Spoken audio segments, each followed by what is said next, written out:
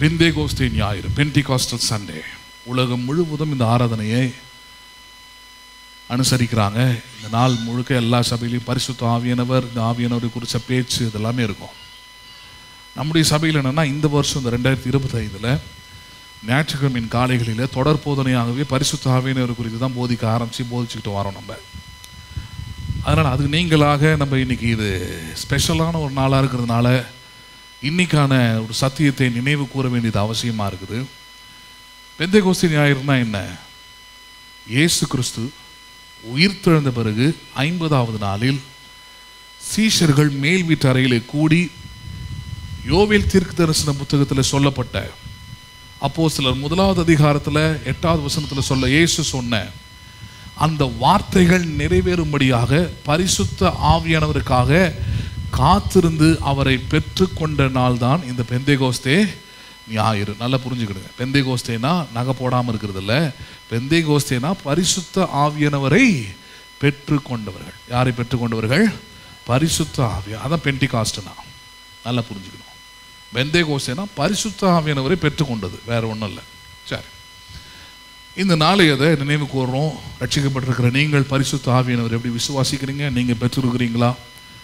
அவர் உங்கள் வாழ்க்கையில் கடவுளாக இருக்கிறாரா? செயல்படுகிறாரா? இது எல்லாமே நம்ம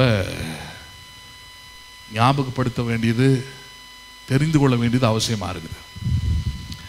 எடுத்துக்கொள்ளலாம். அப்போஸ்தலர் 2வது அதிகாரம், அந்த சம்பவத்தை படித்து பின்பதாக நம்ம இன்னைக்கான சத்தியத்தை கேட்கலாம். அப்போஸ்தலர் 2வது அதிகாரம் 1 முதல் 6 வசனங்களை நாம் பார்ப்போம். அப்போஸ்தலர் 2வது அதிகாரம் 1 முதல் 6 வசனங்கள்.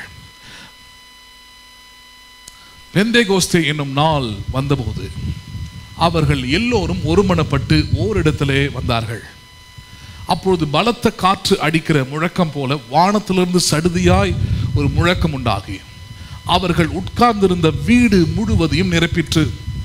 அல்லாமலும் அக்கினிமயமான நாவுகளைப் போல பிரிந்திருக்கும் நாவுகள் அவர்கள் மேல் காணப்பட்டு அவர்கள் ஒவ்வொருவர் மேலும் வந்து அமர்ந்தது. அவர்கள் எல்லோரும் பரிசுத்த ஆவியினாலே நிரப்பப்பட்டு ஆவியானவர் தங்களுக்கு தந்துருளின வரத்தின்படியே வெவ்வேறு பாஷைகளை பேச தொடங்கினார்கள். அந்த சத்தம் உண்டான போது திரளான ஜனங்கள் கூடி வந்த 6வது வசனம், தங்கள் தங்கள் பாஷைகளை அவர்கள் பேசுகிறதை அவர்கள் கேட்டபடியினாலே கலக்கம் அடைந்தார்கள். இந்த 4வது வசனத்தில் சொல்லப்படுகிறது, ஒரு மேல் வீட்டு அறையில் அவர்கள் கூடி வரும்போது பரிசுத்த ஆவியானவர் அவர்களுக்கு கொடுக்கப்பட்டார் அல்லது அவர்கள் பெற்றுக்கொண்டார்கள். They have received the Holy Spirit. யாரை பெற்றுக்கொண்டார்களாம்? விசுவாசிகள் யாவரையும் யாரை பெற்றுக்கொண்டார்களாம்? சீஷர்கள் யாரை பெற்றுக்கொண்டார்களாம்? பரிசுத்த ஆவியானவரை. யார் இந்த பரிசுத்த ஆவியானவர்? அதான் சொல்லுவேன், இயேசு அவர் இல்லை. Is right now not available in this world. இந்த உலகத்தில் இயேசு இல்லை. உங்கள் சபைகளில் இயேசு இல்லை. அப்ப இயேசு எங்க இருக்கிறார்? வேதம் சொல்லுகிறது அவர் பரலோகத்தில் எடுத்துக்கொள்ளப்பட்டார். பிதாவின் வலது பாரசத்தில் அவர் வீற்றிருக்கிறார்.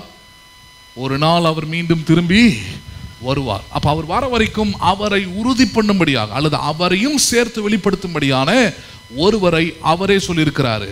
நான் போவேனானால் அது உங்களுக்கு பிரயோஜனமானதா இருக்கும். காரணம், தேற்றுற வாளனை உங்களுக்கு அனுப்புவேன். யோவேல்ல வாக்குத்தத்தமாகவே கொடுக்கப்பட்டது, மாம்சமான யாவர் மேலும் என் ஆவியை ஊற்றுவேன். அப்ப ரட்சிக்கப்பட்ட பிறகு ஒரு விசுவாசிக்கு கடவுள் யாரு? எந்த கடவுள் பேச்சை கேட்குறீங்க? எந்த கடவுளுடைய வார்த்தையை நீங்க கேட்குறீங்க? எந்த கடவுளுடைய வசனத்தை கேட்குறீங்கன்னா, வெளிப்படுத்தின விசேஷம் தெளிவா 2வது அதிகாரத்தில் சொல்லப்படுகிறது, ஆவியானவர் சபைகளுக்கு சொல்லுவதை காதுள்ளவன். எவ்வளவு தெளிவாக கொண்டு வரார் பாருங்க. இயேசு பேசுறாருன்னு பேசல, இயேசுவின் வார்த்தைகள் தான் அது, இயேசுவின் வசனம் தான் அது. ஆனால் பேசுவது யார்? அங்கே இன்னைக்கு உங்கள் மத்தியில் கடவுளாக இருப்பது யாரு? நீங்கள் ஆராதிக்க வேண்டியது யாரு? யாரு? ஆவியானவரை. பரிசுத்த ஆவியானவரே உங்களுடைய ஆண்டவராக இருக்கிறார். இயேசுவின் வருகை மட்டும் அவரே உங்களுடைய ஆண்டவராக இருக்கிறார். யாரு? பரிசுத்த ஆவியார். உங்கள் உள்ளத்தில் வாழ்கிறவரே உங்களுடைய ஆண்டவராக இருக்கிறார். சரி, இதை பெற்றுக்கொண்ட நாள் தான் இந்த நாளை தான், இந்த சம்பவத்தை தான் நம்ம பெந்தேகோஸ்தே ஞாயிறு என்று சொல்லுகிறோம். சரி, பரிசுத்த ஆவியானவருக்கு பல விதமான காரியங்கள் இருக்குது, யூனிக்னஸ் இருக்குது. அவரை பற்றி அறிந்து கொள்ள வேண்டியது ரொம்ப முக்கியமானதாக இருக்குது. Without the knowledge about Holy Spirit, you can't live this successful Christian life. பரிசுத்த ஆவியை பற்றி ஞானமோ அறிவோ இல்லாமல் அல்லது அவளை பற்றி அறிந்து கொள்ளாமல் ஒரு வெற்றிகரமான கிறிஸ்தவ வாழ்க்கையை ஒரு மனுஷனால் வாழவே முடியாது. பக்தி இருக்கலாம் அவங்க கிறிஸ்தவத்தில், வசனம் தெரிஞ்சிருக்கலாம், but if you not receive the Holy Spirit, if he is not working in you, ரெண்டுமே முக்கியம். இன்னைக்கு பிரசங்கம்லாம் எப்படி போய்கிட்டு இருக்குதுன்னு பார்த்தேன் நான். அதில் ஒருத்தர் பிரசங்கம் பண்ணிக்கிட்டு இருக்கிறாரு, ஆவியானவரை அனுபவியுங்கள், ஆவியானவரை உணருங்கள். அதுக்கப்புறம் ஒன்றும் கிடையாது, அவள்தான். சரி, அவர் எப்போ எந்த டைமை குறிப்பிடுறாரு அப்படின்னு பார்த்தா அந்த பாட்டு பாடும்போது, கை தட்டும் போது, உற்சாகமாக இருக்கும்போது. நம்ம சபையில் அது கூட ஆப்சண்ட்டு. நம்ம சபையில் அது கூட ஆப்சண்ட்டு. கை தட்டுறதில்ல, பாடுறதில்ல, ஆராதிக்கிறதில்ல, ஆவியாக ஆராதிக்கிறதில்ல. ஏதோ சினிமா தேட்டரில் பாட்டு ரசித்து கேட்குற மாதிரி கேட்குறீங்க. அவ்வளோ பின்மாற்றத்தில் இருக்கிறீங்க. ஏன்னா இந்த சபையில் கிட்டத்தட்டமா நான் 17 வருஷமாக இங்கே ஆராதனை நடத்தினேன். நான் இவ்வளோ மோசமான ஆராதனையில் இருக்கிற விசுவாசிகளை நான் பார்த்ததே இல்லை. சின்ன ஹாலில் இருந்து நான் பார்த்துருக்குறேன். சின்ன பிள்ளைங்கள்லேருந்து வயசானவங்க வரைக்கும் பாட்டு பாடும்போது, ஆராதிக்கும் போது அவங்க கைத்தட்டி ஆராதிச்சது, ஆவியில் நிரம்பி ஆராதித்தது எல்லாத்தையுமே பார்த்துருக்குறேன் நான். ஆனால் இன்னைக்கு நடக்கிற மாதிரி வேடிக்கை பார்த்துக்கிட்டு அங்கே உட்காந்துக்கிட்டு இங்கே உட்காந்துக்கிட்டு அலங்காரத்துக்காக பலூன் அது கட்டி பசங்க ஏதோ கட்டிக்கிட்டு இருக்கிறான் நைட்டில். ஒரு ஃபோட்டோ எடுக்கும்போது பார்க்க ஏதோ ஒரு வித்தியாசமாக தெரியுன்றதுக்காக அதெல்லாம் செய்கிறோம், அவ்வளோதான். இன்ஸ்டாகிராமில், ஃபேஸ்புக்கில் எல்லாமே அவங்க ஹேண்டில் பண்ணுறாங்க. அது போடும்போது உலக மக்கள் அவங்களாம் பார்க்கும்போது சர்ச்சில் எதுவும் நடக்குது, என்ன நடக்குதுன்னு உள்ளே வந்து அப்படின்னு ஒரு எண்ணம் வரணுன்றதுக்காக தான் பண்ணுறோம். விசுவாசிகள் இல்லை, நீங்கள் வேடிக்கை பார்க்குறதுக்கு இங்கே வரல. நீங்கள் வந்தது இங்கே எதுக்கு? ஆவியோடும் உண்மையோடும் ஆராதிக்கும்படியாக, முழு உள்ளத்தோடும் முழு பலத்தோடும் ஆராதிக்கும்படியாக. இன்னைக்கு அந்த சிந்தையே இல்லை பாருங்க. யார் ஆராதிக்க வந்திருக்கிற, எப்படி ஆராதிக்கணும் அந்த எண்ணமே அவங்களுக்கு இருக்கிறது இல்லை. ஆவியனரை பற்றி அறிவு பாருங்க ரொம்ப ரொம்ப கம்மியாயிட்டே போகிற நாட்கள். ஆவியனரை பற்றி உங்களுக்கு அறிந்து கொள்ளாமல் இருந்தீங்கன்னா வாழ்க்கை முழுக்க தோல்வி தான். அதில் இன்றைக்கு முக்கியமாக பிரதானமாக இந்த ஆவியனரை பற்றி ரொம்ப முக்கியமானதாக நம்ம பார்க்க இருக்கிற காரியம், வாழ்க்கையில் பாருங்க உலகத்தில் இருக்கிற ஒரு பிரின்சிபல், ஒரு காரியம் என்னன்னு பார்த்தீங்கன்னா, நிறைய தத்துவங்களை வச்சுருக்கிறாங்க, ஃபிலாசபிஸ். அதில் அவங்க என்ன சொல்கிறாங்கன்னா, முக்கியமாக பணம் பாதாளம் வரைக்கும் பாயும்ன்றாங்க. எது பாதாளம் வரைக்கும் பாயும்? அந்த பழமொழியில் அவங்க என்ன சொல்ல வராங்க, பணத்தால் முடியாதது என்று ஒன்றும் இல்லை, அவ்வளோதான். பணத்தால் முடியாதது என்று ஒன்றும் இல்லை. எவ்ரிதிங் இஸ் பாசிபிள் பை மணி. பணத்தால் எல்லாம் கூடும், பணம் எல்லாம் செய்யும். சரி, இது உலகத்துடைய பழமொழி. ரட்சிக்கப்பட்ட பிறகு விசுவாசியாக இருக்கிற உங்களுக்கு என்ன? நான் சொல்கிறேன், ஒரு போதகரா 97% மக்கள் அப்படி தான் இருக்கிறாங்க. ஒரு சபையில் 30 விசுவாசிங்க இருக்கிறாங்கன்னா அதில் 27 விசுவாசிங்க எப்படி இருக்கிறாங்க? அவங்களுக்குள்ள இருக்கிற கோட்பாடு என்ன? அவங்களுடைய கிரியைகள் ஒவ்வொன்றும் எதை காண்பிக்கிறது? Money can do everything. பணம் எல்லாவற்றையும் செய்ய வல்லது, வல்லமை உள்ளது. அது அவங்க கிரியையில் தெரியுது, நல்லா அவங்க பேச்சில் தெரியுது, அவங்க செயலில் தெரியுது, அவங்களுடைய வாழ்க்கையில் அது தெரியுது, அவங்க எடுக்கிற முடிவுகள் அது தெரியுது. அவங்க பண்ணுற சில காரியங்கள் ரொம்ப தெளிவாக காட்டுது. they completely belong in the philosophy of this world. உலகத்தின் கோட்பாடில் சிக்கி இருக்கிறாங்க. அவங்களுக்கு தெரிஞ்ச ஆழமாக மனசில் பதிஞ்ச விஷயம் என்ன? Money can bring joy. பணம் இருந்தால் மகிழ்ச்சி வரும், சந்தோஷம் வரும், ஆடல் பாடல் இருக்கும், அது இருக்கும், இது இருக்கும். உலகத்தில் மிகவும் முக்கியமானது பணமே. ஆதி திருச்சபையில் அப்படி ஒரு நோய் இருந்தது. யாருக்கு? அனனியா சப்பீரான்ற ஒரு கணவன் மனைவிக்குள்ள பிசாசு பாருங்க எண்ணங்களை தான் வேலை செய்வான்னு சொன்ன இல்லையா, அப்படிதான் அங்கே நடந்தது. அவங்களுக்குள்ள என்ன எண்ணத்தை விதைச்சு வச்சிருந்தான்? Money is God. ஆனால் சபையில் இருந்தாங்க புதிய உடன்படிக்கை விசுவாசிகள். இதை விட பெரிய கூத்து என்னன்னா, பேதுரு சொல்றார், ஆவியானவர் பெற்றிருந்தாங்கன்றார். யாரை பெற்றிருந்தாங்க அவங்க? they have received the Holy Spirit. ஆவியானவரை பெற்றும் முட்டாளா அல்லது மடிந்து போகக்கூடிய மக்களாக இருந்தாங்க இன்னைக்கு. ஏன்? ஏன்னா அவங்களுக்குள்ள இருந்த ஒரு தத்துவம் என்ன, அல்லது அவங்களுக்குள்ள இருந்த ஒரு நம்பிக்கை என்ன? பணம் எதை ஒன்றா என்ன பண்ணும்? செய்யும். பணம் தான், பணத்தால் தான் எல்லாம் ஆகும். ஒரு ஹாஸ்பிட்டல் போகிறோம், ஒரு நல்ல ட்ரீட்மெண்ட் எடுக்கணும், ஒரு நல்ல பொருள் வாங்கணும், நல்ல வீடு வாங்கணும், நல்ல ஒரு வாழ்க்கை வாழணும்னா எல்லாத்துக்கும் எது தேவையாக இருக்குது? பணம். அது சொல்கிறது தேவையாக இருக்குது. It is needed. பட் ஆனால் அது அத்தியாவசியம் அல்ல. என்ன அல்ல? அது அத்தியாவசியம் கிடையாது. கொள்ளைக்காரனுக்கும் விபச்சாரனுக்கும் தான் பார்த்தீங்கன்னா பணம் அத்தியாவசியம். ஏன்னா அவன் காலையில் எழுந்த உடனே அவனுக்கு குழப்பே அதான், கொள்ளை அடித்தாதான் அவனுக்கு சாப்பாடு எல்லாமே. அதனால் அவனுக்கு பணம் அத்தியாவசியம். ஒரு விபச்சாரிக்கும் அதுதான். இன்றைக்கி ஆண்கள்லேயும் விபச்சாரங்க இருக்கிறாங்க, 2 பேருமே இருக்கிறாங்க. தமிழ்நாட்டிலே இருக்கிறாங்க, இது சென்னையில் காஞ்சிபுரத்தில் கூட இருக்கிறாங்க. அப்போ அவங்களுக்கு அவங்களுடைய ஆதாரம், அவங்களுடைய சோர்ஸ் என்ன? அவங்க நினைக்கிறது காலைல கண்ணு ஒழிச்சோன்னா அவங்களுக்கு தேவை என்ன? இன்றைக்கி ஒரு கஸ்டமர் வந்தால் எனக்கு ஒரு 5000 கிடைக்கும், 2000, ஐ நீட் மணி. அவன் யாராக இருந்தானே எனக்குன்னு, அவனுக்கு தான் அது சோர்ஸ். ஆனால் ஒரு விசுவாசிக்கு அது சோர்ஸ் இல்லைங்க. ஒரு விசுவாசிக்கு அது டூல், அது கருவி. கடவுள் கொடுக்குறாரு. அதை எப்படி கொடுக்குறாரு? வேதம் சொல்லுகிறது, கர்த்தருடைய ஆசீர்வாதமே ஐஸ்வர்யத்தை தரும், அதனுடைய அவர் வேதனையை கூட்டா. ஆனால் இன்னைக்கு பணத்தை பற்றி நம்ம பேச போகிறதில்ல. ஆனால் பொதுவாக நமக்குள்ளே இருக்கிற எண்ணம் என்ன? பணம் எல்லாவற்றையும் செய்யும். சரி, ஒன்று. ரெண்டாவது காரியம், ரெண்டாவது எப்படி யோசிக்கிறாங்க? உலக உறவுகள், சொந்த பந்தங்கள். இவங்க இல்லைன்னா எப்படி வாழறது? இவங்க இழந்தாதான் அது ஒரு முழுமையான வாழ்வு. அதுதான் ஒரு எஃபெக்டிவ் லைஃப். அதுதான் ஒரு வல்லமையான ஒரு வாழ்க்கை. அது சொந்தத்தெல்லாம் பகைச்சிக்கிட்டு வாழ்ந்துட முடியுமா? அவங்க பகைக்கிறதுன்னு எதை சொல்கிறாங்க? நாளை அவங்க ஒரு கல்யாணம் சண்டே வைப்பான், சண்டே சபையில் இருக்க வேண்டியதாக இருக்குது. அவன் முக்கியமான விஷயத்த பைபிள் ஸ்டடி எப்போ வைப்பான், பைபிள் ஸ்டடி அட்டன் பண்ண வேண்டியதாக இருக்குது. அவங்ககிட்ட போய் சொல்ல முடியுமா, பைபிள் ஸ்டடிக்கு போயிருந்தேன், சர்ச்சுக்கு போயிருந்தேன்? அந்தளவுக்கு ஆண்மை உள்ள கிறிஸ்தவர்களை நான் பார்த்ததில்லை. இருக்கிறாங்க, கேள்விப்பட்டிருக்கிறேன், நான் பார்த்துருக்குறேன் கொஞ்சம். பெத்த அம்மா செத்தவர் அவங்க பாயில் சுருட்டி போட்டு ஆலயத்தில் உட்காந்து ஆராதிச்சவரெல்லாம் நான் பார்த்துருக்குறேன் என் சபையில். இங்கே இல்லை, நான் இருந்த சபையில். சொல்லியிருக்கலையா? ரோடுக்கு அவர் ஒன்றும் பெரிய படித்தவர் இல்லை, களகாட்டூர்னு ஒரு ஊர், பேரோடு தான் சொல்கிறேன். அப்புறம் என்ன, கிராமம். ரோடு போடுறவர் அவர். அப்போல்லாம் அந்த தார் ரோடு போடுவாங்களே அவர் பேர் சின்ன கண்ணு. உயிரோடு இருப்பார்னு நினைக்கிறேன். எப்பயும் வயசானவர் அவர். ரொம்ப ஒரு கால் வேறு ஒழுங்காக இருக்காது. அவர் அப்படி தாங்கி தாங்கி தான் நடப்பார். அம்மா செத்து போயிட்டாங்க. அவர் இருந்த வீடு திரும்ப குடிசை, பக்கா குடிசை வீடு. அந்த மாதிரி குடிசை வீடை பார்க்கவே முடியும், ரொம்ப குடிசை வீடு. நான் போயிருக்கிறேன்.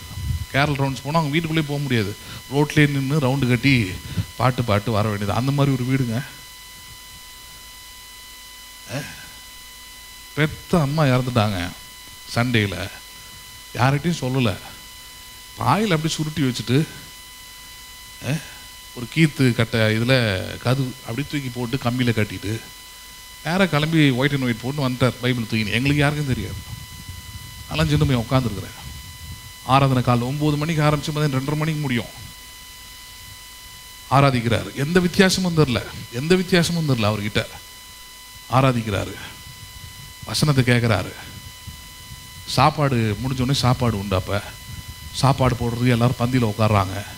இவர் பொறுமையாக நடந்து வர்றார். நானே பார்க்குறேன், எல்லாரும் உட்கார நேரத்தில் இவர் எதுக்கு, ஏன்னா கூட்டமாக இருக்கும். அது இந்த மனுஷன் எதுக்கு நடந்து வராங்க அப்படின்னு பார்த்தேன். நேராக வந்தார், பாஸ்டர் உட்காந்துருந்தார் சேரில்.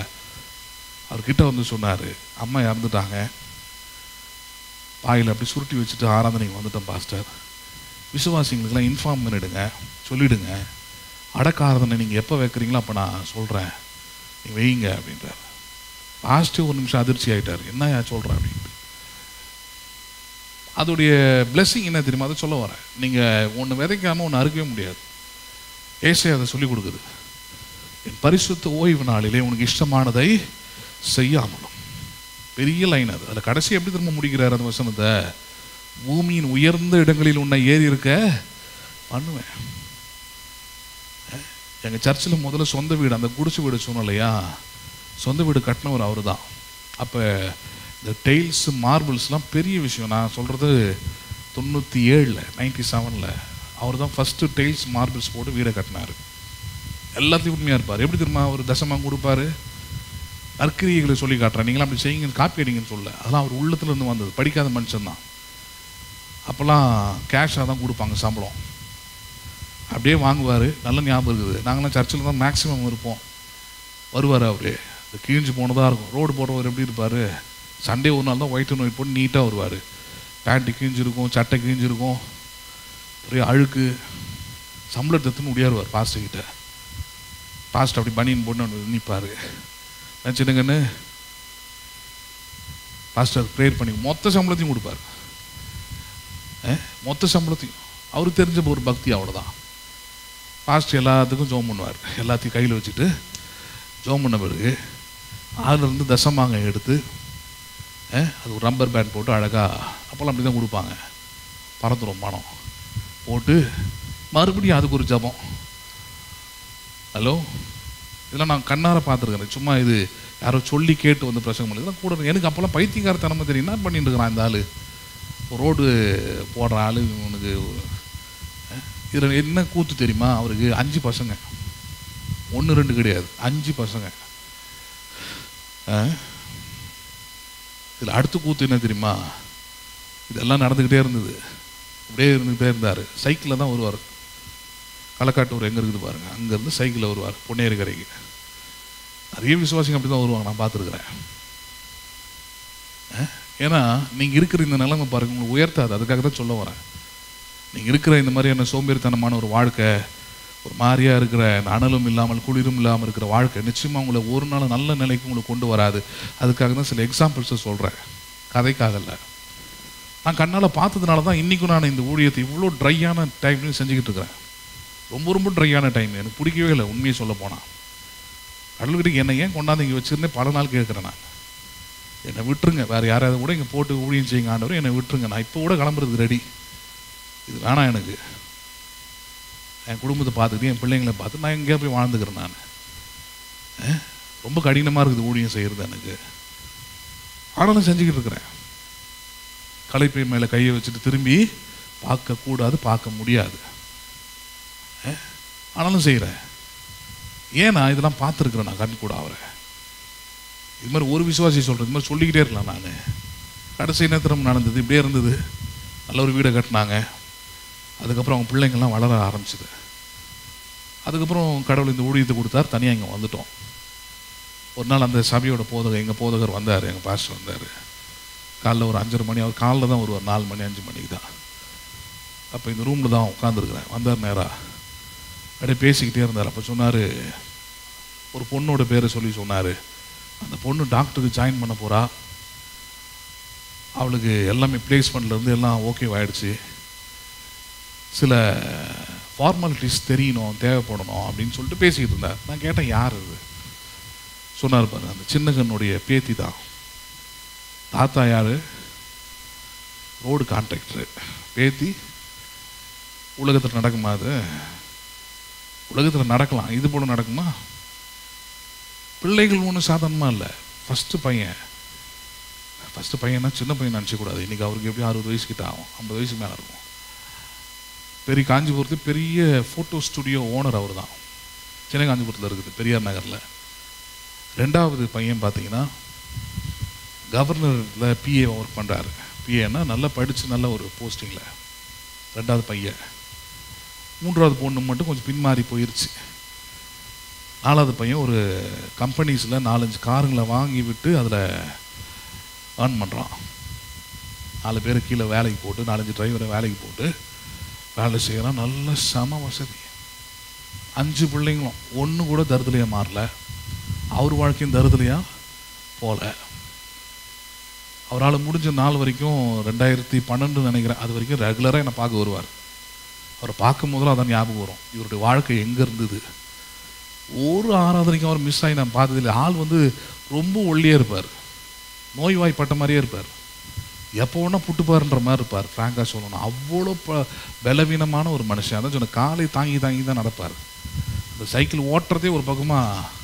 இன்றைக்கி நீங்களாம் யோசிச்சு பாருங்கள், கடவுள் உங்களுக்கு எவ்வளோ கிருபைகளை கொடுத்துருக்கிறாரு, எவ்வளோ மேன்மைகளை தந்துருக்கிறாரு. அதை வச்சு நீங்களாம் என்ன பண்ணுறீங்க? அதை வச்சு என்ன பிரயோஜனம்? அதெல்லாம் யோசிக்கிறோமா நம்ம? ஏதாவது குறைஞ்சபட்சம் நேரத்தில் ஆராதனை எதுவுமே நம்ம கடவுளை காலம் பண்ணுறது இல்லையா முழுமையாக? அதை குறித்து நம்ம எந்த குற்ற உணர்வும் படுறதில்ல. காரணம் என்ன தெரியுமா? நம்ம எல்லாத்துக்கும் சோர்ஸாக வேறு எதையும் வச்சுருக்குறோம். நம்ம எல்லாத்துக்கும் சோர்ஸாக என்ன பண்ணுறோம்? கடவுளால் ஆகும்ன்றது நம்புறதில்லை. நம்ம எதனால் ஆகும்? நம்ம பணம்னால் ஆகும், சொந்தத்தினால் ஆகும். சொந்தத்தினால் ஆகுன்றதுனால தானே நீங்கள் ஆராதனை கட் பண்ணிட்டு போகிறீங்க. நீங்கள் ஹலோ, சிலவங்களாம் வாண்டடாக வேலைக்கு போகிறதுக்கான காரணம் என்ன யோசிச்சு பாருங்கள். அவங்களே போட்டால் வேற, அவங்களே உங்களை வர சொன்னால் நான் சொல்கிறேன் கண்டிப்பாக நீங்கள் போய் தான் ஆகணும். அது கவர்மெண்ட் வேலையோ ப்ரைவேட் வேலையோ ஏதோ ஒரு வேலை, உங்களுக்கு அதிகாரி உங்கள் மேலே இருக்கிற வர சொல்லிட்டார வேலைக்கு சண்டேவாக இருந்தாலும் போய் கேட்டு பாருங்கள். கொடுக்கலன்னா என்ன பண்ணி ஆகணும், நீங்கள் போய் தான் ஆகணும். ஆனால் வாண்டடாக போகிறதுக்கான காரணம் என்ன? மணி. எதுக்காக?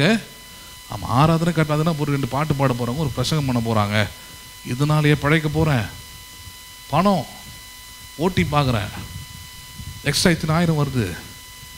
நான் சொல்கிறேன், அதனால் வரக்கூடிய எல்லாம் சாபமும் பாவமாக இருக்குமே தவிர, அதனால் வருகிறது எல்லாம் உங்களுக்கு வேதனையாக இருக்குமே தவிர, அதனால் வருகிறது எதுவும் உங்களுக்கு நன்மையை தர போகிறதே இல்லை. அதனால தான் ஒரு பாயிண்ட்டை இன்னைக்கு வலியுறுத்த விரும்புகிறேன். ஆவியானவர் குறித்து நீங்கள் ஆராதிக்க வேண்டிய உங்களை நடத்துகிற ஆவியானவர் குறித்து நீங்கள் என்ன நினச்சிக்கிட்டு இருக்கிறீங்க? நீங்கள் நினைக்க வேண்டியது என்ன தெரியுமா? இந்த பெந்தேகோஸ்தே ஞாயிறு அன்னைக்கு நீங்கள் உண்மையாகவே ஆவியானவரை பெற்றுக்கொண்டது உண்மை என்றால், ஒரு வாழ்க்கையில் நீங்கள் நம்ப வேண்டியது ஒன்றே ஒன்று தான். பலத்தினாலும் அல்ல, பராக்கிரமத்தினாலும் அல்ல. எதனாலே ஆகும்? தேவனுடைய ஆவியினாலே. பணத்தினால் ஆகாதது, சொந்தத்தினால் ஆகாதது, உறவுகளால் ஆகாதது. யாரால் ஆகும்? அது தேவனாலே. அந்த வாழ்க்கை தான் வெற்றியில் போய் நிற்கும். Yes, you can have rights. உரிமை இருக்குதுங்க. ஹலோ, நான் தெளிவாக சொல்கிறேன். ஏன்னா நீங்கள் விவரமாக சொல்லி அதுக்கப்புறம் தப்பு செஞ்சீங்கன்னு ஒன்றும் பிரச்சனை இல்லை. விவரமாக சொல்லாமல் போயிட்டா தான் எனக்கு பிரச்சனை. என்ன கேட்பார், ஏன் உனக்கு நீ விவரமாக சொல்ல? அதனால் நீங்கள் கோச்சிக்கிட்டாலும் சரி, கோச்சிக்கிட்டாலும் சரி, that is not my problem. My problem is to preach perfectly. என்ன, நீங்கள் ஆராதனையை விலகி போகிறதோ, இல்லை ஆண்டவர் ஆராதிக்காமல் இருக்கிறதோ, வசனத்தை நம்பாமல் இருக்கிறதோ, ஏற்றுக்கொள்ளாமல் இருக்கிறதோ, இதுக்கு பின்னாடி ஒரு காரணம் இருக்குது. அது பணமாக இருக்கலாம், உலக உறவுகளாக இருக்கலாம், சொந்த பந்தங்களாக இருக்கலாம், எது உங்கள் வேலையாக இருக்கலாம், எது ஒன்றா இருக்கலாம், எது ஒன்றா இருக்கலாம். நீங்கள் ஆண்டவர் விட்டுட்டு இவங்களெல்லாம் தேடுறதுக்கான காரணம் என்ன? இவர்களால் ஏதோ ஒன்று ஆகும்னு நினைக்கிறீங்க. இவர்களால் ஏதோ ஒன்று. நான் சொல்கிறது ஞாயிற்றுக்கிழமையை பற்றி பேசவே இல்லைங்க. ஞாயிற்றுக்கிழமையிலே ஆராதனை வச்சுருக்கிறோம், அவ்வளோதான். ஆனால் ஆராதனை, ஒரு சபையில் இருக்கிறீங்க, ஆராதனைன்னு இருக்கும்போதெல்லாம் நீங்கள் எல்லா இடத்துலையும் என்ன பண்ணணும்? எல்லா ஆராதனைகளும் நல்லா. உங்களுக்கு எக்ஸாம்பிள் தரேன். இருக்கிறீங்க, ஒரு குடும்பத்தில் ஒரு விசேஷம் வருதுன்னா, அந்த குடும்பத்தில் நீங்கள் என்ன பண்ணணும்? அந்த விசேஷத்தில் இருக்கணும். பேசுறது புரியுதா உங்களுக்கு? உங்கள் புருஷனுக்கு பர்த்டே வருது, பர்த்டேல என்ன பண்ணணும்? நீங்கள் இருக்கணுமா இருக்கக்கூடாதா? கல்யாண நாள் வருது, அதுலேயும் என்ன பண்ணணும்? நீங்கள் இருக்கணுமா இருக்கக்கூடாதா? ஒரு என்ன பண்ணணும்? இருக்கணுமா இருக்கக்கூடாதா? பர்த்டேக்கு வந்துட்டேன் மாஸ்டர், என்ன உன் குடும்பம் நடக்கக்கூடிய எல்லாத்தையும் என்ன பண்ணணும்? நீங்கள் அதில் இருக்கணும்.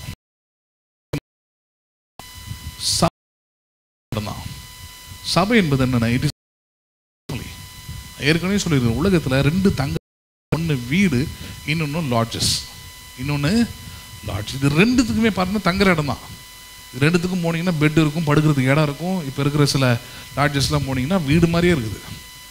ஹாலு, சோஃபா, டிவி, அது இது எல்லாமே இருக்குது. கிச்சன் முதல் கொண்டு வச்சுருக்கிறான். ஆனால் வீடு வேறு, லாட்ஜு வேறு. வீடுனா ஒரு ஒழுக்கம் இருக்குது. போகும்போது எங்கே போகிறீங்கன்னு சொல்லணும், வரும்போது எப்போ வரீங்கன்னு சொல்லணும். எல்லாத்துக்கும் நீங்கள் கேட்குற கேள்விக்கெல்லாம் பதில். நீங்கள் லாட்ஜ் அப்படி கிடையாது. எப்போ ஒன்றா போ, எப்போ ஒன்றா வா, எங்கே ஒன்றா போ, எங்கே ஒன்றா வா, எப்படி ஒன்றா வாழி, எப்படி ஒன்றா இருந்துட்டு போ. அது என்னது? அது லாட்ஜஸ். நமக்கு பிடிச்ச இடம் எது சொல்லுங்களேன்? இயற்கையாகவே நமக்கு பிடிச்ச இடம் எது? வீடா லாட்ஜா? வீடுலாம் சொல்லாதீங்க. அது எப்போ திரும்ப பிடிக்கும்? லாட்ஜில் 4 நாள் சோறு தண்ணி ஒழுங்காக இல்லாமல், தூக்கம் இல்லாமல், காசு கட்ட முடியாமல், கடைசியாக போதுண்டா சாமி அப்படின்னு வரும்போது தான் எது பிடிக்குது நமக்கு? வீடு பிடிக்குது. இல்லைன்னா இதுதான் பிடிச்சிருக்குது நமக்கு, லாட்ஜ் தான் பிடிக்குது. அதே போல தான் கடவுள் எப்போ பிடிக்குது? நல்லா இருக்கும்போது பிடிக்கிறது இல்லை. நல்லா இருக்கும்போது பிடிக்கிறது இல்லை. நிறைய பேர் வாழ்க்கை ரொம்ப அசால்ட்டாக நினைக்கிறாங்க. ஒன்றும் நடக்காது, ஒன்றும் ஆகாது. அடுத்த செகண்ட் என்ன ஆகும் தெரியுமா உங்களுக்கு? எனக்கு மியூசிக்கை சொல்லி கொடுத்த ஒரு சபையின் விசுவாசி அவர், பார்த்த சார்தின் பேர். அவர் ஃபஸ்ட்டு அவர்கிட்ட தான் நான் கற்றுக்கிட்டேன். நல்ல மனுஷன். எங்கள் சர்ச்சில் அவர் தான் கீபோர்டு பிளேயர். அவர்கிட்ட தான் முதல்ல நான் கீபோர்டு, கிட்டார் எல்லாமே அவர்கிட்ட தான் கற்றுக்கிட்டேன். அதுக்கப்புறம் சென்னையில் போய் படிக்க ஆரம்பித்தேன். ரொம்ப ரொம்ப நல்ல மனுஷன். நேற்று ஃபோன் பண்ணுறாரு பாருங்க, சொந்தக்காரன் ஃபோன் பண்ணுறான். அவன் என் ஃப்ரெண்ட். அவன் சொல்கிறான் பாருங்க, அண்ணனுக்கு இது மாதிரி சாப்பிட முடியும். வயசானவர் ஒன்றும் கிடையாது, ஒரு 35-36 வயசு தான், 40 வயசுக்குள்ளே இருப்பார் அவர். சாப்பிட முடியல, நல்லா தான் இருந்தார், சாப்பிட முடியலன்னு ஹாஸ்பிட்டலில் போனார். வயிற்று ஏதோ சின்னதாக கட்டி இருக்கிற மாதிரி இருந்தது, அவருக்கே தெரில. இப்போ டயக்னோஸ் பண்ணால் கேன்சர்னு சொல்லிட்டாங்க. இப்போ சுத்தமாக சாப்பிட முடியல, விழுங்க முடியல, சாப்பிட்ட எல்லாம் வாமிட்டு வருது. 2 பிள்ளைங்க வேறு இருக்குது, சின்ன சின்ன பிள்ளைங்க. அதிர்ச்சி ஆயிடுச்சு. பாக்கி ஹிஸ்ட்ரி எங்கேயும் சொல்லிவிடாதீங்க ஊரில். ஏன்னா எங்கேயும் சொல்ல வேணாம்னு சொல்லிட்டு எங்கிட்ட சொல்லியிருந்தான். நீங்கள் இருக்கிறத மறந்துட்டேன் நான். நீங்கள் சொல்ல மாட்டீங்க, உங்கள் பையன்கிட்ட கூட சொல்லிவிடாதீங்க. ஏன்னா அவங்களுக்கு தெரியும் அவரை. நல்ல மனுஷன் பாருங்க. அதிர்ச்சி ஆகிடுச்சு. அதான் சொல்கிறேன். எது சொல்ல வரேன், நீங்கள் இன்னைக்கு இருக்கிற இந்த சரீர சுகம், இந்த ஆரோக்கியம், இந்த நிலை, இது எல்லாமே நாளைக்கு இருக்கணும். இங்கே இருக்கிற வாலிப பிள்ளைங்களுக்கு கூட சொல்கிறேன். என் ஃப்ரெண்டு ரமேஷ் பாபுன்னு ஒருத்தர் தான் பாருங்க, ரொம்ப ரொம்ப பிடிக்கும் எனக்கு. உயிராமன் ஸ்கூல் படிக்கிற காலத்துலேருந்து எந்த கெட்ட பழக்கமும் அந்த பையனுக்கு கிடையாது. அவங்க கூட இருந்த பிள்ளைங்களாம் போய் சிகரெட் பிடிப்பானுங்க, தண்ணி அடிப்பானுங்க. வளர வளர பேரண்ட்ஸ் எதிர்த்து பேசுவாங்க. அம்மா கூப்பிட்டாங்கன்னா அப்படி பதறிக்கிட்டு ஓடுவான் உள்ள. நல்ல பையன். கோட்ரஸில் இருந்தான். அதுக்கப்புறம் இப்போ சொப்பனா இருக்கிற அவங்க வீட்டில் இருந்து இப்போ உள்ளே போனீங்கன்னா அந்த சொந்தமாக வீடு கட்டி அங்கே வந்தாங்க. அவங்க சென்னையில் ஒரு ஷிப்பிங் கம்பெனியில் ஒர்க் போய் சேர்ந்தான். ரொம்ப அழகாக இருப்பான், ஸ்மார்ட்டாக இருப்பான் ஆள். ரொம்ப ஹியூமர் சென்ஸ் அதிகம். அவங்க கூட இருந்தால் சிரிச்சுக்கிட்டே இருக்கலாம். நல்ல மனுஷன். அவங்ககிட்ட நான் எந்த கெட்ட பழக்கத்தையும், ஒரு பொறாமப்படுறது, எரிச்சலாக வருது, வேணும்னா வாய் திறந்து கேட்பான். வண்டியில் எடுத்து ஒரு வாடி ஓட்டக்கூட அப்படின்னு கேட்பான். அந்த மாதிரி ஒரு ஆள். சிலவனா என் கூட இருப்பான். பார்த்தியா வண்டி அப்படின்வான். அப்போ நான் சொல்கிறது, நானே எங்கள் அப்பாவுக்கு தெரியாமல் வண்டி எடுத்துகிட்டு போவேன் எங்கேயாவது அதுக்கு. ஆனால் இவங்ககிட்ட அவ்வளோ நல்ல குணங்கள் ஒன்றுமே இல்லை. அவன் ஒரு ஆஃபீஸ் ஜாப் தான், நல்ல ஒரு இது. ரோலிங் சேரில் உட்காந்து ஒர்க் பண்ணிக்கிட்டே இருக்கிறான். ஒரு நாள் ரோலிங் சேர் என்னென்னா சம்டைம்ஸ் அப்படியே டிஸ்மேண்டில் ஆகிடும், அப்படியே வழுக்கி விட்டுரும். அதில் பேலன்ஸ் உட்கார கற்றுக்கணும். நம்ம 4 சேர் இந்த மாதிரி சேரில் உட்கார மாதிரி அதில் உட்கார முடியாது. அவன் அப்படி லைட்டாக டேர்ன் பண்ணும்போது அப்படி பின்னாடி சாஞ்சிட்டான், பின்பக்கமாக விழுந்தான். அவ்வளோதான், வேறு ஒன்றும் கிடையாது. விழுந்தான், அப்படி மயக்கம் ஆகிட்டான். கொண்டு போனால் பிளட் கிளாட்டு ஸ்கல்குள்ளே அப்படின்னா. சரி ப்ரைவேட்டில் வச்சு ஒரு ஆப்ரேஷன் பண்ணிடலாம், ஒரு 50,000 ரூபா ஆகும். சரி 50,000 ரூபா கொடுத்தாச்சு. ஆப்ரேஷன் பண்ணிட்டாங்க பாருங்க. பிளாட்டுக்கு அந்த கிளாட்னா ரத்தம் கட்டி போகிறது. ரத்தம் கட்டி போகிறதெல்லாம் கிளியர் பண்ணிவிட்டு ஆப்ரேட் பண்ணுறாங்க. பிரெயினில் இன்ஃபெக்ஷன் ஆகிடுச்சு. அது பிரெயினில் இன்ஃபெக்ஷன் ஆனவுடனே பாருங்கள், பிரெயின் ரொம்ப முக்கியமானது. கம்ப்ளீட்டாக கோமா ஸ்டேஜுக்கு போயிட்டான். Full coma stage. கல்யாணம் ஆகி ஒரு பெண் குழந்தை இருந்தான் அவங்களுக்கு. அழகாக நல்ல குடும்பம். கம்ப்ளீட்டாக கோமா ஸ்டேஜ் போயிட்டான். எனக்கு ரொம்ப நாள் கழிச்சு தான் தெரியும் எனக்கு. அதுக்கப்புறம் பார்த்தீங்கன்னா 20 லட்சம் வரைக்கும் செலவு பண்ணாங்க. அவங்க மாமனார் தன்னுடைய சொத்து கம்பெனிலாம் வச்சுருந்தார். அவர் எல்லாத்தையும் விற்று எப்படியாவது, ஏன்னா மூத்த மருமகன் அவன் தான், என் பொண்ணுடைய முதல் என்னென்னோ ட்ரை பண்ணார். 20 லட்சம் செலவு பண்ணார், ஒன்றுமே பண்ண முடியல. அதுக்கு இந்த லெவலுக்கு போகும்போது எனக்கு தெரிஞ்சுது, அந்த ஒவ்வொரு நாள் இதுவும் பார்த்தீங்கன்னா அந்த என்னைக்காவது செத்துருவான் அப்படி தான் இருக்கும் அவனுக்கு. ஒரு கட்டத்தில் பார்த்தீங்கன்னா அவன் வாலிபால் பிளேயர், வேறு நல்ல ஹைட் அண்ட் வெயிட்டாக நல்லா இருப்பான் ஆள். வாலிபால் பிளேயர்னால் எப்படி நல்ல உடம்பு நல்லா வச்சுருப்பாங்க. காலையில் பார்த்துருக்கேன், காலையில் 4:30 மணிக்கெல்லாம் எழுந்து சாக்கிங் போகிறது. அப்புறம் இந்த இன்ஃபென்சிஸ்லாம் படித்தான், போயிட்டு வாலிபால் விளையாடு டிஸ்ட்ரிக்ட் லெவலில் போய் விளையாடுவான். இன்றைக்கி மறக்க மாட்டானா அதெல்லாம். இந்த லெவலுக்கு போயிடுச்சு வாழ்க்கை. கோமாவுக்கு போயிட்டான். அதுக்கப்புறம் வேறு வழியே இல்லை, காசு இல்லை அப்படின்ற பிறகு சென்னை ஜிஹெச்சில் கொண்டு போய் சேர்த்தாங்க. சேர்த்த பிறகு என்னென்னா கோமாவிலேருந்து வந்துட்டான், நல்லா ஆகிட்டான். ஆகிட்ட பிறகு பார்த்தா இடது கையும் இடது காலம் வரல. பிரெயின் இன்ஃபெக்ஷன் அவ்வளோ பெரிய பாதிப்பு கொண்டாந்துருச்சு. வரல, ஒன்றும் பண்ண முடியல. பணம் 20 லட்சம். சரி சரி ஆள் அதை முழிச்சானே அப்படின்னு கூட்டிகிட்டு வராங்க, காஞ்சிபுரத்துக்கு கூப்பிட்டு வராங்க. அவன் பொண்ணு வீட்டில் இருந்தான், பெல்லாரின்னு ஒரு ஊர் இருக்குது கர்நாடகாவில், அங்கே இருந்தான். அப்புறம் இங்கே கொண்டு வரும்போது பாருங்க, அவங்க அண்ணன் எனக்கு ஃபோன் பண்ணுறாரு. அப்பா ரமேஷ் உன்னை பார்க்கணுன்றான், வீட்டுக்கே வரமாட்டேன்றான், மோசஸை போய் பார்க்கணும், என்னை முதல்ல அங்கே கூட்டிகிட்டு போங்கன்றான்ற. அவன் உடம்பு சரியில்லாதப்போ கூட நம்ம போய் பார்க்க முடியல, எங்கே இருக்கிறானே தெரில, இப்படி இருக்கிறான்னு கேள்விப்பட்டான், அவ்வளோதான் நட்பு. அப்புறம் வந்தான் எனக்கு அதிர்ச்சி மேலே அதிர்ச்சியாக இருந்தது. நான் அவனை ரொம்ப ரசிப்பேன், ஏன்னா ரொம்ப தாழ்மையான பையன், ஹம்பிளான பையன், யாரையும் மனநோங்கிற மாதிரி நடந்துக்க மாட்டான். அவனுடைய அந்த உருவத்தை பார்த்து பயந்துட்டேன். ஒரு கை விலங்குல இப்படி வச்சுருந்தான், ஒரு கையை, இந்த கால் சுத்தமாக வரல, ஒரே காலில் தாங்கி இந்த தத்தி அப்படியே வரான்.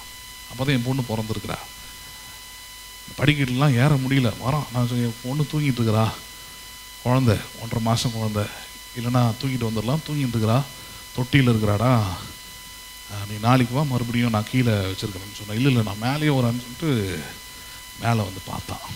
எல்லாமே நடந்தது. அப்புறம் என் பொண்ணோட பர்த்டேக்கு வந்தான், ஒரு 6-7 மாதம் இங்கே தான் இருந்தான். ஆனால் குடும்பம் பாருங்கள், திடீர்னுட்டு அவங்க ஒய்ஃபு, அவங்க அண்ணனுங்க எல்லாருக்குள்ளேயும் ஒரு சண்டை. உன் தம்பியால் தான் என் வீடு போச்சு, கம்பெனி போச்சு, பணம் போச்சு.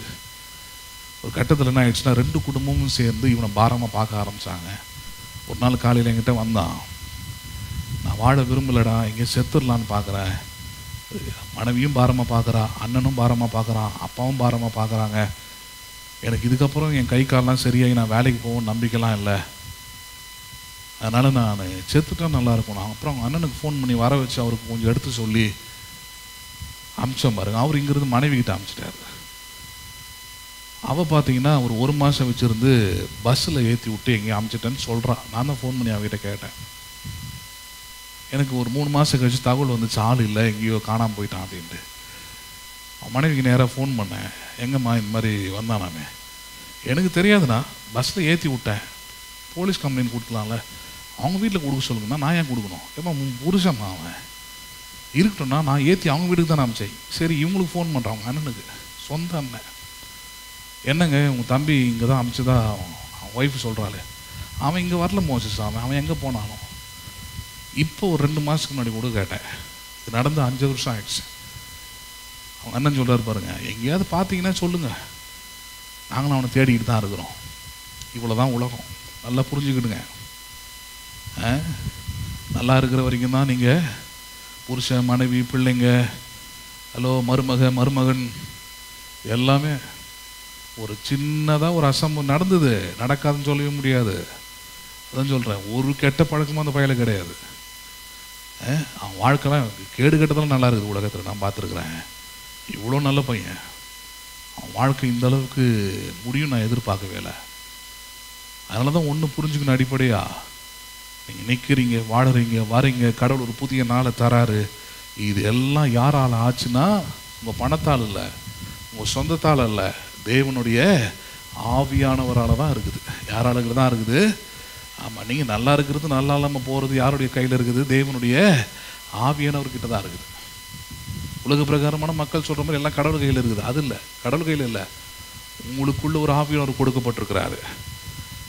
அவர் உங்கள் உள்ளத்தில், உங்கள் இருதயத்தில் வாசம் செய்து பேசுகிறவர், செயல்படுகிறவர். வசனம் சொல்லுது, அவர் துக்கப்படுத்தும்படி நடந்து கொள்ளாதீங்க. ஆவியானவர் என்ன பண்ணாதீங்க, நீங்கள் துக்கப்படுத்துகிற மாதிரி நடந்துக்காதீங்க. அதெல்லாம் பின்னாடி பார்க்கலாம். சரி, இன்னைக்கான சப்ஜெக்டை பார்ப்போம். அப்போ இன்றைக்கி நம்ம இது பெந்தேகோஸ்து ஞாயிறு, நம்ம இன்றைக்கி கவனிக்க வேண்டிய விஷயம் என்ன? இதுதான் கேட்க போகிறோம். எது கேட்க போகிறோம்? தேவனுடைய ஆவியினாலே எல்லாம் ஆகும் கூடும். All things are possible by the spirit of God. வாழ்க்கையில் நீங்கள் ஆழமாக மனசில் பதிய வச்சுக்க வேண்டியதாக தான்.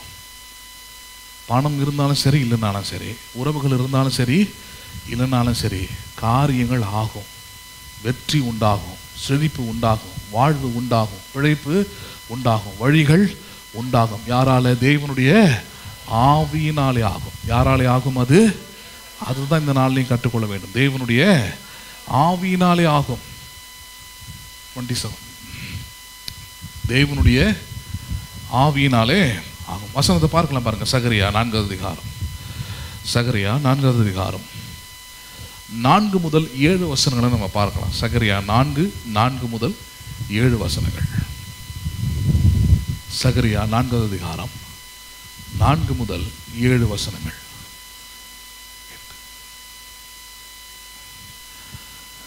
சகரியா 4 முதல் 7 வசனங்கள். நான் என்னோடு பேசின தூதனை நோக்கி, ஆண்டவனே, இவைகள் என்னவென்று கேட்டேன்.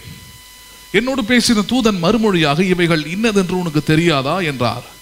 ஆண்டவனே, எனக்கு தெரியாது என்றேன். அப்பொழுது அவர், செருபாபேலுக்கு சொல்லப்படுகிற கர்த்தருடைய வார்த்தை என்னவென்றால். யாருக்கு சொல்லப்படுகிற வார்த்தை? செருபாபேல்.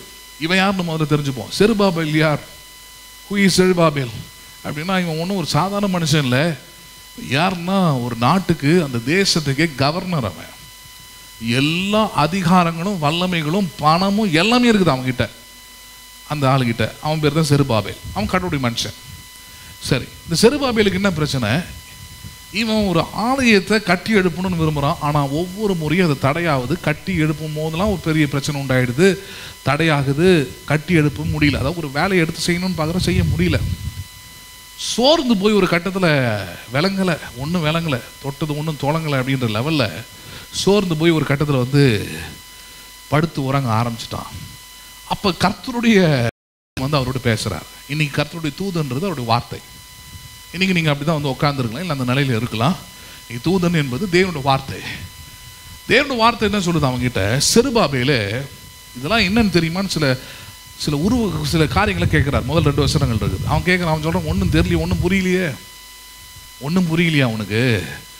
விளக்கமாக சொல்கிறேன், கேட்டுக்கோ. உன் கவர்னர் பதவி, அதில் இருக்கிற பராக்கிரமம், அதில் இருக்கிற வல்லமை, அதில் இருக்கிற பலன், அதில் இருக்கிற திறமை, அதில் இருக்கிற ஆற்றல், இவைகளால் முடியலன்னு தான் இந்த சோர்வு உனக்கு உண்டாயிருக்குது. ஆனால் இப்போ சொல்கிறேன், கேட்டுக்கோ. செருபாபேலுக்கு சொல்லப்படுகிற தேவனுடைய கர்த்தருடைய வார்த்தை என்னவென்றால், இன்னைக்கு அதுதான்.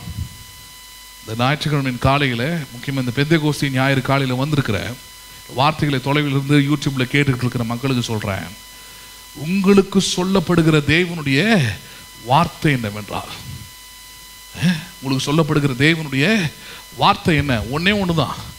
நீங்கள் எதை நம்பணும்? எதால காரியங்கள் வாய்க்கும் நம்பணும்னா இதுதான். என்னது அது? செருபாபேலுக்கு சொல்லப்படுகிற தேவனுடைய வார்த்தை என்னவென்றால், பலத்தினாலும் அல்ல, பராக்கிரமத்தினாலும் அல்ல. எதனால அல்ல?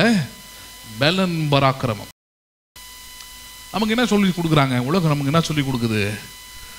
சொந்தக்காரன் தான் நமக்கு கொஞ்சம் ஸ்ட்ரென்த்துங்க. நமக்கு நாளைக்கு ஏதோ ஒரு பிரச்சனைனா வந்து நிற்பான், பேசுவான் அப்படிலாம் சொல்கிறோம். நான் சொல்கிறேன் உண்மை. நான் வந்து உங்கள் சொந்தக்காரங்களை பகையுங்கன்னு சொல்ல, ஆனால் ஆண்டவர் நிமித்தமாக பகையுங்கள். யார் நிமித்தமாக பகையுங்கள்? நீங்கள் ஆண்டவர் நிமித்தமாக. அப்படின்னா, ஆண்டவருக்காக நீங்கள் வாழும்போது ஒருவேளை அதை அவங்க கோச்சிக்கிறாங்க, ஏற்றுக்கொள்ளாமல் போகிறாங்கன்னா அதை பற்றி ஒன்றும் கவலைப்பட வேண்டியதில்லை. ஆனால் ஆண்டவரை இது பண்ணிட்டு சொந்தக்காரன் தான் முக்கியம், ஆராதனை முக்கியம் இல்லை, கடவுளுடைய வார்த்தை முக்கியம் இல்லை, வசனம் முக்கியம் இல்லை, அவன் வந்து உலக பிரகாரமாக ஏதோ ஒன்று சொல்கிறான்னா அது செய்யக்கூடாது. இது கடவுளுடைய வார்த்தையின்படி சரியா?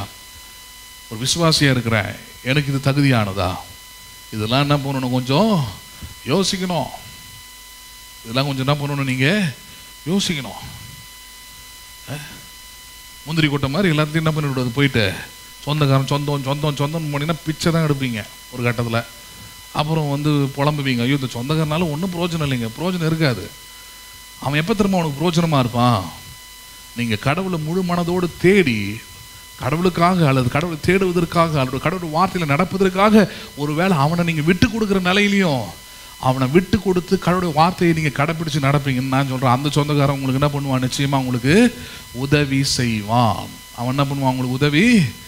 ஆமாம், என் தம்பி இறந்தபோது பாருங்க, அந்த மந்த்து டேக்ஸ் மந்த்து கையில் ஒரு பைசா கிடையாது. ஒரு ஃபியூனரல் சர்வீஸ் நடத்தணும்னா குறைஞ்சபட்சம் 50,000 60,000 ரூபாய்க்கு மேலே ஆகிடும். இங்கெல்லாம் ஃப்ரீசர் பாக்ஸு, அது இது லொட்டு லொசுக்கி எல்லாம் சேர்த்து நிலத்துக்கு பணம் கட்டுறது எல்லாமே ஒரு பைசா கிடையாது. எங்கள் மாமா, எங்கள் அம்மாவோட சொந்த தம்பி, அவர் பக்கா ஹிந்து. அவருக்கு பார்த்தீங்கன்னா இந்த சர்ச், இந்த ப்ரேயர் எதுவுமே பிடிக்காது. நான் எங்கள் சர்ச்சு கட்டும்போது அவரை தான் கூட்டிகிட்டு வந்தேன். சென்னையில் இருக்கிறார். வந்து பார்த்தாரு, எதுக்குற அதெல்லாம் செலவு பண்ணிட்டு உட்காந்துருக்குறீங்க? ஒரு ப்ளூ ஷீட்டு போட்டு விடு, அவ்வளோதான். ஒரு ப்ளூ ஷீட்டு போட்டு விடு, காசு வந்தால் செய், கடன் வாங்கிக்கலாம், இந்த மாதிரி என்ன பண்ணாத, செய்யாத அப்படின்னு அவர் சொல்லிக்கிட்டு இருந்தார். ஏன்னா அவர் பிடிக்கல சொல்லிக்கிட்டு இருந்தார். சரி, அவருடைய வெளிப்பாடு அது அப்படின்னு விட்டுட்டேன். சரி, இப்படி முரணாக இருக்கிறதுனால என்னென்னா ரொம்ப அவர்கிட்ட பேசி பழகிறதெல்லாம் கிடையாது, ஒன்றும் கிடையாது அவருக்கு வச்சு. என் தம்பி இறந்துட்டான். இதனால் நிறைய வாட்டினா என்னன்னா சண்டேஸில் ஃபோன் பண்ணுவாங்க, சர்ச் எப்போ முடியும், நாங்கள் வரணும் வீட்டுக்கு, பிள்ளைங்க கூப்பிட்டு வரணும், பெரியம்மாவை பார்க்கணுன்னு சொல்கிறானுங்க, இதெல்லாம் சொல்லுவார் பாருங்க. அப்போ ஒவ்வொரு முறையும் எங்கள் அம்மா அப்பா சர்ச்சுக்கு போகணும், ப்ரேயர் ஈவினிங் வச்சுருக்குறாங்க, இதெல்லாம் சொல்லும் போது பாருங்கள், எங்கள் சித்தி எங்கள் மாமா எங்கிட்ட சொல்லி, உங்கள் அம்மா அப்பாவுக்கு வந்து எங்களை விட சர்ச்சு இந்த ப்ரேயர் இதெல்லாம் தான் முக்கியமா, எங்களை மதிக்காமல் என்னடா அப்படி ஒரு கடவுள் இப்படிலாம் கேட்பாங்க. அதனால் வீட்டுக்கும் வர மாட்டாங்க, எங்களை திட்டி தீக்கிறது அவங்களோட வேலையாக இருந்தது. ஆனால் என் தம்பி இறந்த போது பாருங்கள், அவங்ககிட்ட நாங்கள் எந்த ஹெல்ப்பும் கேட்கல. அதான் சொல்ல வரேன், கடவுளுடைய காரியத்துக்காக பல காரியங்களெல்லாம் அவங்கள நாங்கள் விட்டு கொடுத்துருக்குறோம், அவங்கள வந்து வேண்டான்னு ஒதுக்கி இருக்கிறோம், அவங்கள வந்து விலகி நின்று இருக்கிறோம். ஆனால் இறக்கும் போது பார்த்தீங்கன்னா முழுக்க முழுக்க அன்றைக்கி பணத்தை பலாயிரம் எவ்வளோன்னு எனக்கு தெரியல, அவர் என்கிட்ட திரும்பி கேட்கவும் இல்லை, பலாயிரம் செலவு பண்ணி நின்று எல்லாமே பண்ணது எங்கள் மாமா தான். ஆனால் அந்த மாமாக்காக நாங்கள் எதுவும் செஞ்சதில்லை, முக்கியமாக கடவுளை விட்டு கொடுத்ததில்லை. அதனால தான் கடவுள் பாருங்கள் அவரை எங்களுக்கு பிளெஸிங் என்ன பண்ணியிருந்தார், காலகட்டத்தில் வச்சிருந்தார். பேசுறது புரியுதுங்களா உங்களுக்கு? ஆனால் இன்றைக்கி நம்ம எப்படி யோசிக்கிறோம், சொந்தக்காரன் ஒரு பலன், பண்ணணும் ஒரு பலன், அது ஒரு பராக்கிரமம், அங்கே போகணும், இவங்க தாச்சா. நெவர். நீங்கள் கடவுளை அவமரியாதை பண்ணிட்டு நீங்கள் செய்யக்கூடிய எதுவுமே உங்களுக்கு பலனாக பராக்கிரமமாக இருந்தாலும் அதால் உங்களுக்கு எந்த நல்ல காரியமும் வாய்க்க போகிறது இல்லை. அப்படி ஒரு பலன் பராக்கிரமம் தேவையே இல்லை.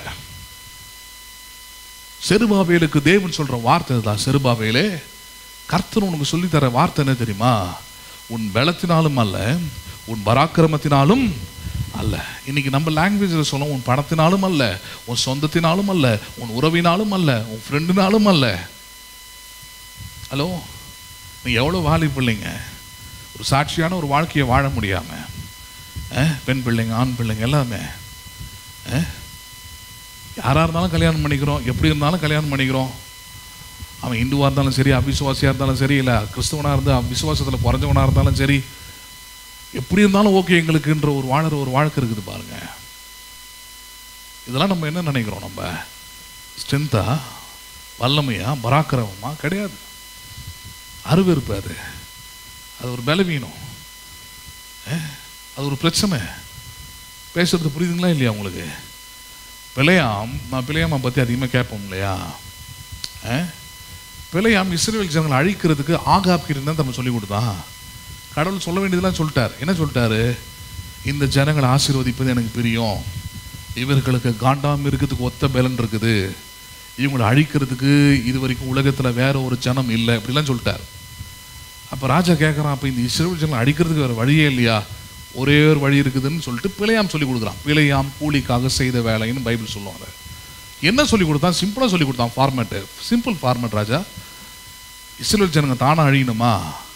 ஒன்றும் இல்லை, அந்நிய பெண்களோடு அந்நிய ஆண்களோடு அவர்கள் உறவை வைத்து கொண்டால் அல்லது அவங்களோடு கூட சம்பந்தம் செய்து கொண்டால் தானாகவே என்ன பண்ணுவார்கள்? அழிந்து போவார்கள், சபிக்கப்படுவார்கள்னா. அப்படி தான் செஞ்சான். பிழையாம் கூலிக்காக தான். அவனுக்கு பார்த்தான், இது நல்ல ஐடியாவாக இருக்குது. தன் தேசத்தில் இருக்கிற பெண்களெல்லாம் பார்த்து சொன்னான், இஸ்ரவேல் ஜனங்க இருக்கிற எல்லா ஆண்களையும் பிடிங்கன்னா.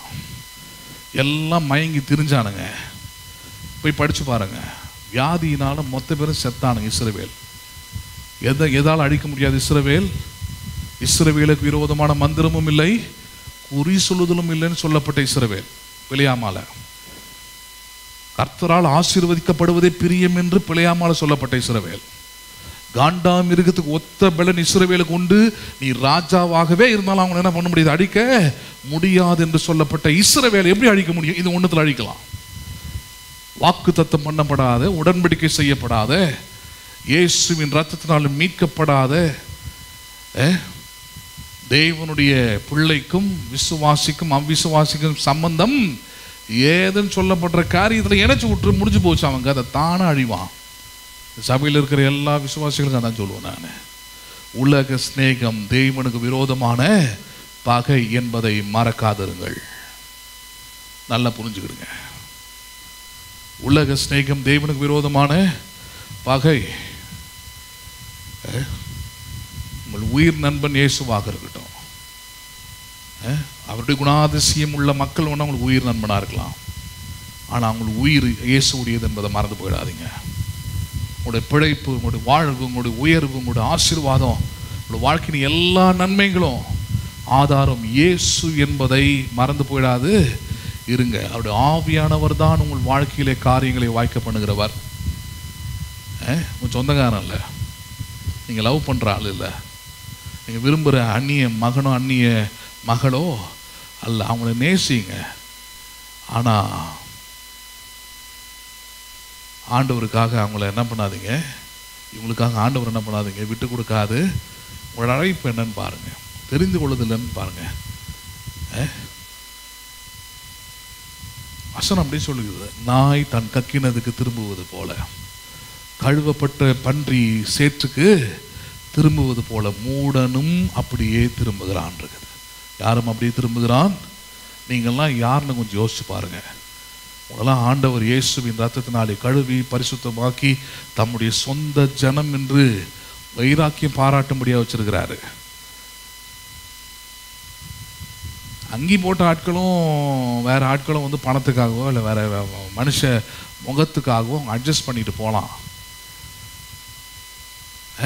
அவங்க இல்லாததை இருக்குன்னு கூட சொல்லலாம், இல்லை இருக்கிறத இல்லைன்னு கூட அவங்க வாதாடலாம். ஆனால் சத்தியத்தின்படி இதுதான் உண்மை, இது அவங்க மறுக்கவே முடியாது. வாழ்க்கை அதை பிரதிபலிக்கும். எது அது பிரதிபலிக்கும்? அது வாழ்க்கை. பாருங்க, அதான் சொல்லுங்க, ஒரு மரம் நல்லதா கெட்டதான்றத இலையை பார்க்காதீங்க, கிளையை பார்க்காதீங்க, எதை வச்சு பாருங்க, இந்த மரத்தின் கனியை வச்சு முடிவு பண்ணுங்க, இது நல்ல மரமா கெட்ட மரமான்றத. அப்படிதான் வாழ்க்கையில் வரக்கூடிய காரியங்களை வச்சு நீங்கள் முடிவு பண்ணலாம். அவங்க எடுத்த முடிவு, அவங்க போன வழிகள் சரியா தவறா என்பதை. சரி, அப்ப செருபாபேல் ஒரு கவர்னர், பணமும் அதிகாரமும் பலமும் பராக்கிரமும் உள்ள ஒரு மனுஷன், அவனாலேயே செய்ய முடியலன்ற ஒரு காரியம் அவனுக்கு ஆண்டவர் சொல்லி கொடுக்குறாரு. டீச்சிங் என்ன சொல்லி கொடுக்குறாரு? நீ இவ்வளோ நாள் பணத்தையும் பலத்தையும் அவனையும் இவனையும் நம்பிக்கிட்டு உட்காந்துருந்தல, ஒன்று தெரிஞ்சுக்கோ, நீ விசுவாசிக்க வேண்டிய ஒன்று உண்டு, நீ நம்ப வேண்டிய ஒன்று உண்டு, உனக்கு வாழ்க்கைக்கு ஆதாரமாக நீ வைத்திருக்க வேண்டிய ஒன்று உண்டு. அது என்னவென்றால், செருபாபேலுக்கு சொல்லப்படுகிற வார்த்தை பலத்தினாலும் அல்ல, பராக்கிரமத்தினாலும் அல்ல, தேவனுடைய ஆவியினாலே ஆகும் என்று சேனைகளின் கர்த்தர் சொல்லுகிறார். எதனாலே ஆகும் என்று? நீ உன் வாழ்க்கையில விசுவாசிக்க வேண்டிய விசுவாசம் அதுதான். என் பலத்தினாலும் அல்ல, என் பராக்கிரமத்தினாலும் அல்ல, என் பணத்தினாலும் அல்ல, உலக உறவுகளினாலும் அல்ல, தேவனுடைய ஆவியினாலே ஆகும். எதனாலே ஆகும்? அது தேவனுடைய ஆவியினாலே ஆகும், தேவனுடைய ஆவியானவராலே ஆகும். எனக்குள்ளே தங்கி வாசம் பண்ணுகிற ஆவியானவராலே இவைகள் ஆகும். காரியங்கள் வாய்க்கும், காரியங்கள் நடக்கும். நம்புறீங்களா நீங்க? அப்ப நீங்க முழுசா பயப்பட வேண்டியது, முழுசா கீழ்ப்படிய வேண்டியது, முழுசா நீங்க நம்பி இருக்க வேண்டியது யார? ஆமா, ஆவியானவரை. யார? ஆமா, அதான் அனனியா சப்பீரா கதையில் நான் சொன்னேன். புதிய உடன்படிக்கை சபையில் என்ன பிரச்சனை? ஆவியானவரெல்லாம் பெற்ற பிறகு பணத்தை அவர்கள் ஆதாரமா வைக்கிறாங்க, பலனா வைக்கிறாங்க. பேதுரு அவங்களுக்கு தான் சொல்ல, போய் இதை போய் நம்புறீங்களே, இதுக்காக பரிசுத்த ஆவியானவரிடத்தில் நீங்கள் பொய் சொன்னீர்கள். யாரிடத்துல பொய் சொன்னீங்க? நீங்க எந்த ஆவியானவரை பெற்றுக்கொண்டீங்களோ, எந்த ஆவியானவரால் உடன்படிக்கை செய்யப்பட்டிருக்கிறீங்களோ அவர்கிட்ட போய் பேசியிருக்கிறீங்க. ஹலோ, கண்டிப்பா அதுக்கு ஒரு நாள் என்ன உண்டு? பேசுறது புரியுதா இல்லையா உங்களுக்கு? காயினுக்கு கடவுள் அந்த பிரமாணத்தை அழகாக சொல்லி கொடுத்தாரு. நீ நன்மை செய்தால் உனக்கு மேன்மை இல்லையோ, நீ நன்மை செய்யாதிருந்தால் பாவம் உன் வாசற்படியில் படுத்திருக்கும். அதே போலதான், அதேதான் பரிசுத்த ஆவியானவரும். பரிசுத்த ஆவியானவரை நம்பி இருந்தால் காரியங்கள் நிச்சயமாக வாய்க்கும். அவரை நம்பாம நீங்க அவரை உதாசீனப்படுத்திட்டு நீங்க வேற ஏதோ ஒரு உங்களுக்கு சுயத்துல மாம்சத்துல ஒரு காரியத்தை எடுத்து அது கடவுளுடைய டேகை வச்சு, கடவுளுடைய பேரை வச்சு நீங்க எதை செய்தாலும் சரி, அது நேரம் வரும்போது காண்பிக்கும். பேசுறது புரியுதுங்களா உங்களுக்கு? அதனாலதான் நீங்க ஒரு விசுவாசியா அடிப்படையா உங்கள் உள்ளத்துல, உங்கள் மனதுல நீங்கள் ஆதாரமாக வைக்க வேண்டியது என்ன? எந்த மனுஷனுக்காகவும் என் உள்ளத்தை, என் எண்ணத்தை விட்டு கொடுக்க போறதில்லை, மாற்றிக்கொள்ள போறதில்லை. பலத்தினாலும் அல்ல, பராக்கிரமத்தினாலும் அல்ல, தேவனுடைய ஆவியினாலே ஆகும். யாராலே ஆகும்? அது ஆமா, இதுதான் ஃபார்முலா. வெற்றி பெறுவதற்கான வழி இதுதான். 7வது வசனம், பெரிய பர்வதமே நீ எம்மாத்திரம். என்ன பர்வதமே எம்மாத்திரம்? அந்த தேவனுடைய ஆவியினாலே ஆகும்ன்றது விளக்கம் கொடுக்கிறார். பெரிய பர்வதமே நீ எம்மாத்திரம், செருபாபேலுக்கு முன்பாக நீ என்ன ஆவாய்? நீ சமபூமி ஆவாய். பெரிய பர்வதம்னா கொஞ்சம் யோசிச்சு பாருங்களேன். பர்வதம் மலை, மலையெல்லாம் உடைச்சிட முடியுமா? அல்லது சமபூமி ஆக்கிட முடியுமா? இன்னைக்கு இருக்கிற காலத்தில் ரொம்ப கஷ்டம். அது பண்ணுறாங்க, ஆனால் ரொம்ப ரொம்ப கடினம். ஒரு மலையை முழுச உடைச்சி எடுத்து அந்த சமபூமி ஆக்குறதுன்றது பெரிய சவால், முடியாத காரியம். ஒரு சாதாரணமான சாமானியான அதெல்லாம் முடியாது. ஒரு சின்ன பாறையை கூட, உங்களை மலையில் இருக்கிற ஒரு சின்ன பாறையை கூட என்ன பண்ண முடியாது, உங்களால் தள்ள முடியாது. அவ்வளோ பெரிய மலையை ஒன்றும் இல்லாத சமபூமி ஆக்குறதுன்றது நடக்காத விஷயம். ஆனால் அதை கூட பண்ணக்கூடிய வல்லமை யாருக்கு உண்டு? தேவனுடைய ஆவியானவருக்கு உண்டு. புரிஞ்சுக்கிறதுக்காக சொல்றது. அதை உனக்குள்ள இருக்கிற ஆவியானுடைய பலன் என்னன்னு தெரிஞ்சுக்கோ. நீ நம்பிக்கிட்டு இருக்கிற நம்ப வேண்டிய ஆவியானவருடைய வல்லம் என்னன்னு தெரிஞ்சிருக்கிறோம். அவருடைய பராக்கிரமம் என்னன்னு தெரிஞ்சுக்கோ. பலத்தினாலும் அல்ல, பராக்கிரமத்தினாலும் அல்ல, இந்த ஆவியானவரால எல்லாம் ஆகும்னா என்ன ஆகும்? பெரிய பர்வதமாகவே இருந்தாலும் சரி, அது சமபூமியாக மாறும். நம்புறீங்களா நீங்க? அது என்ன பூமியாக மாறும்? அது அப்படிப்பட்ட ஒரு வல்லமையை தான் யார் வச்சிருக்கிறது? பரிசுத்த ஆவியானவர். அப்படிப்பட்ட வல்லமை உள்ளவர் தான். அப்போ அவருக்கு தான் நீங்கள் பயப்படணும், அவருக்கு தான் நீங்கள் செவி கொடுக்கணும், அவரை தான் நீங்கள் நம்பணும், அவருக்காக தான் நீங்கள் வாழணும், அவருக்கு தான் உங்கள் வாழ்க்கையில் முதலிடத்தை தரணும். நீங்கள் பாஸ்டருக்கு பயப்படுறீங்க, இல்லை விசுவாசிகளுக்கு பயப்படுறீங்க, இல்லை மற்ற ஊழியர், அதெல்லாம் தேவையில்லை. அதெல்லாம் ரெண்டாவது. நீங்கள் பயப்பட வேண்டியது அல்லது முதல்ல நீங்கள் நடுங்க வேண்டியது அல்லது நீங்கள் முதல்ல உண்மையாக இருக்க வேண்டியது யாருக்கு? ஏதாவது விசுவாசி என்கிட்ட வந்து நான் இவ்வளோலாம் பண்ணேனே பாஸ்டர், எனக்கு ஏன் இது ஆச்சுன்னா, உங்களுக்கு பதிலாக நான் சொல்லக்கூடிய வார்த்தை அதுதான். நீங்கள் நன்மை செய்தால் உங்களுக்கு மேன்மையில். ஏன்னா God will never do any evil. கடவுள் ஒருபோதும் எந்த தீமையும் அவர் செய்ய மாட்டார். தீமை வந்துச்சுன்னா அனனியா சப்பீரா மாதிரி அது உங்களுக்குள்ள இருந்து தான் வந்திருக்கும். உங்களுடைய ஆதாரமாக, உங்களுடைய பலனாக, உங்களுடைய பராக்கிரமமாக ஆவியானவரை தவிர்த்து நீங்கள் ஏதோ செய்த காரியமாக தான் இருக்குமே தவிர, ஆவியானவரை உங்களுடைய வாழ்க்கையின் ஆதாரமாக வைத்தால் நான் சொல்கிறேன், அவருடைய ஆவியினால எல்லாம் ஆகும். அதுதான் ஃபார்முலா. ஆவியினால எல்லாம் ஆகும்னா யாரையும் காக்க பிடிக்க வேண்டியதில்லை, யார் காலில் விழ வேண்டியதில்லை, யாருக்கும் கூச்சா தூக்க வேண்டியதில்லை. ஹலோ, யாருக்காகவும் ஆண்டவரை முக்கியமாக விட்டு கொடுக்க வேண்டியது இல்லை. ஆண்டவருடைய வார்த்தையை, ஆண்டவருக்காக வாழ்வதை தைரியமாக வைராக்கியமாக வாழ்ந்துட்டு போயிடலாம். பேசுறது புரியுதுங்களா உங்களுக்கு? அப்போ அதுதான் இந்த உலகத்தின் பிரமாணமும் கூட. இந்த உலகத்தின் பிரமாணம், உலகம் தானாக ஒன்று உண்டாவலை. வேதவசனம் சொல்லுகிறது, இந்த பூமியை கர்த்தர் தம்முடைய வாயின் வார்த்தையினாலே உருவாக்கினார். எப்படி உருவாக்கினார்? வெறும் வார்த்தை உருவாக்கிருச்சா? இல்லை, வார்த்தைக்குள்ளே ஒரு உயிர் இருக்குது. அந்த உயிர் தான் பரிசுத்த ஆவியானவர். ஆதியாகமம் 1 அதிகாரம் அதுதான் நம்ம கற்றுத்தருகிறது. How the world has created. உலகங்கள் தேவனுடைய வார்த்தையினால் உண்டானதுன்னு எபிரேயர் 11 சொல்றார் இல்லையா? எப்படி உண்டானது? வெறும் வார்த்தையினால் உண்டாச்சா? இல்லை, வார்த்தை தேவையா இருக்குது, ஒரு சப்ஸ்டன்ஸ் வார்த்தை. அந்த வார்த்தைக்குள்ள ஒரு ஜீவன் இருக்குது, அதுதான் பரிசுத்த ஆவியானவர். ஒருவேளை அந்த வார்த்தைக்குள்ள ஜீவன் இல்லைன்னா அந்த வார்த்தை வெறும் ஒரு வெத்து வார்த்தை தான், ஒன்றும் அதனால பிரயோஜனம் இல்லை. ஆனால் தேவனுடைய வார்த்தை ஜீவனும் வல்லமையும் உள்ளது என்று வேதம் சொல்லுகிறது. எப்படி அது ஜீவனும் வல்லமையும் உள்ளது? காரணம், அந்த வார்த்தைக்குள்ளே பரிசுத்த ஆவியானவர் இருக்கிறார். அதனால தான் தேவனுடைய வார்த்தையை பாடுறோம், தேவனுடைய வார்த்தையை வாயினால் அறிக்கை எடுக்கிறோம், தேவனுடைய வார்த்தையை செவரெல்லாம் மாட்டி வைக்கிறோம், தினமும் படிக்கிறோம். Because it has the power and spirit. ஆதியாகமம் 1 நமக்கு அது தெளிவாக சொல்லுது. ஆழத்தின் மேல் இருள் இருந்தது, பரிசுத்த ஆவியானவர் அங்கு அசைவாடி கொண்டிருந்தார், ஆனால் அவரால் ஒன்றும் செய்ய முடியல. when the word came, இன்னைக்கு தான் சொல்லுவேன், வெறும் பரிசுத்த ஆவியானவர் எப்படி புரிஞ்சு வச்சுக்கிறீங்க நீங்க? ஏதோ ஒரு ஆவியானவர் ஏதோ ஒரு இல்லை, வார்த்தையை நீங்கள் அறிந்து கொண்டு, ஆவியானவரே நீங்கள் வார்த்தை கொண்டு தான் அறிந்து கொள்ள முடியும். who is he அப்படின்னா, இன்னைக்கு பார்க்குற சப்ஜெக்ட்ல அவரால் எல்லாம் கூடும் என்கிற ஆற்றல் உள்ளவர், அவராலே முடியாத காரியம் ஒன்றும் இல்லை என்கிற ஆற்றல் உள்ளவர், பெரிய பர்வதமே அவருக்கு முன்பதாக சமபூமியாக மாறக்கூடிய ஆற்றல் உள்ளவர். அப்ப அப்படிப்பட்ட ஒரு ஆவியானவரை பற்றி தான் ஆதியாகமம் 1 சொல்லுது. அவர் அசைவாடி கொண்டிருந்தார், ஒண்ணுமே மாறல. ஏன் மாறல? அங்க வார்த்தை இல்லை. நிறைய விசுவாசியோட வாழ்க்கையில் அதுதான பிரச்சனை. ஏன் வெற்றி இல்லை? ஏன் காரியங்கள் வாய்க்கப்படுவதில்லை? ஏன் வழிகள் திறக்கப்படுவதில்லை? ஏன் கடன்கள் அடைக்கப்படுவதில்லை? ஏன் வருமானங்கள் பெருகுவதில்லை? ஏன் உயர்வுகள் நிலைப்பதில்லை? ஏன் ஆசீர்வாதங்கள் வருவதில்லை? காரணம் அதுதான். there is no word and there is no God's word. அவ்வளோதான். அவரோட வார்த்தைங்கள்ல அந்த வார்த்தைக்குள்ள ஜீவனும் வல்லமையாக இருக்கிற ஆவியானவரும் அங்கே வாழ்க்கையில் இல்லை, உள்ளத்தில் இல்லை. ஏன்னா அவங்க உள்ளத்தின் ஆதாரமாக வேற எது வச்சிருக்கிறாங்க, கடவுள் அதுதான் எடுத்து போடணும்னு விரும்புகிறார். அது எடுத்து போட்டுட்டீங்கன்னா உங்கள் சொல் செயல் எல்லாமே ஒன்று பிரதிபலிக்கும். தேவனுடைய ஆவியினாலே எல்லாம் ஆகும். நீ எங்களுக்கு வரலன்னா நான் ஒன்று உதவியே செய்ய மாட்டேன்னு சொந்தம் சொல்லலாம், பரவாயில்ல. தேவனுடைய ஆவியினாலே எல்லாம் ஆகும். சொந்தக்காரன் தானே வந்து நிற்பான். பேசுறது புரியுதுங்களா? இந்த வளைஞ்சி நெளிஞ்சு கொடுக்கறதுனால தான் ஆவியானவர் பார்க்குறாரு, இவன் வேலைக்கு ஆக மாட்டான், இவனெல்லாம் வச்சுக்கிட்டு ஒன்றும் பண்ண முடியாது, இவனாலலாம் இயேசுவின் நாமம் உயர்த்தப்படாதுன்னு போயிடுறாருங்க. ஆவியானவர் நமக்குள்ளே இருக்கிறதுன்னு காரணம் என்ன? இயேசு அப்படியே சொல்லிட்டு போனார், அவர் என்னை குறித்து சாட்சி கொடுப்பார்னார். யாரை குறித்து சாட்சி கொடுப்பார்? ஒரு மனுஷனுக்குள்ள ஆவியானவர் இருந்தால் அவனுக்குள்ள இயேசுவின் வல்லமைகள், இயேசுவின் ஆசீர்வாதங்கள், இயேசுவின் அற்புதங்கள் எல்லாம் பார்க்க முடியும். என்னை குறித்து சாட்சி கொடுப்பார்னார் ஆவியானவர். அப்ப தேவனுடைய ஆவியினால எல்லாம் ஆகும். நம்புறீங்களா நீங்க? இதெல்லாமே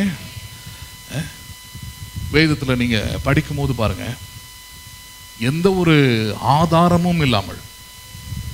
ஆதாரமே இல்லாம மிக உயர அல்லது உச்ச இடத்தை தொட்ட ஆட்கள் எல்லாருமே பார்த்தீங்கன்னா ஒன்லி பை ஸ்பிரிட். எதனால ஆச்சு? அவங்களுக்கு தேவனுடைய ஆவியினால. அதில் முதல்ல நிறைய பேர் இருக்கிறாங்க.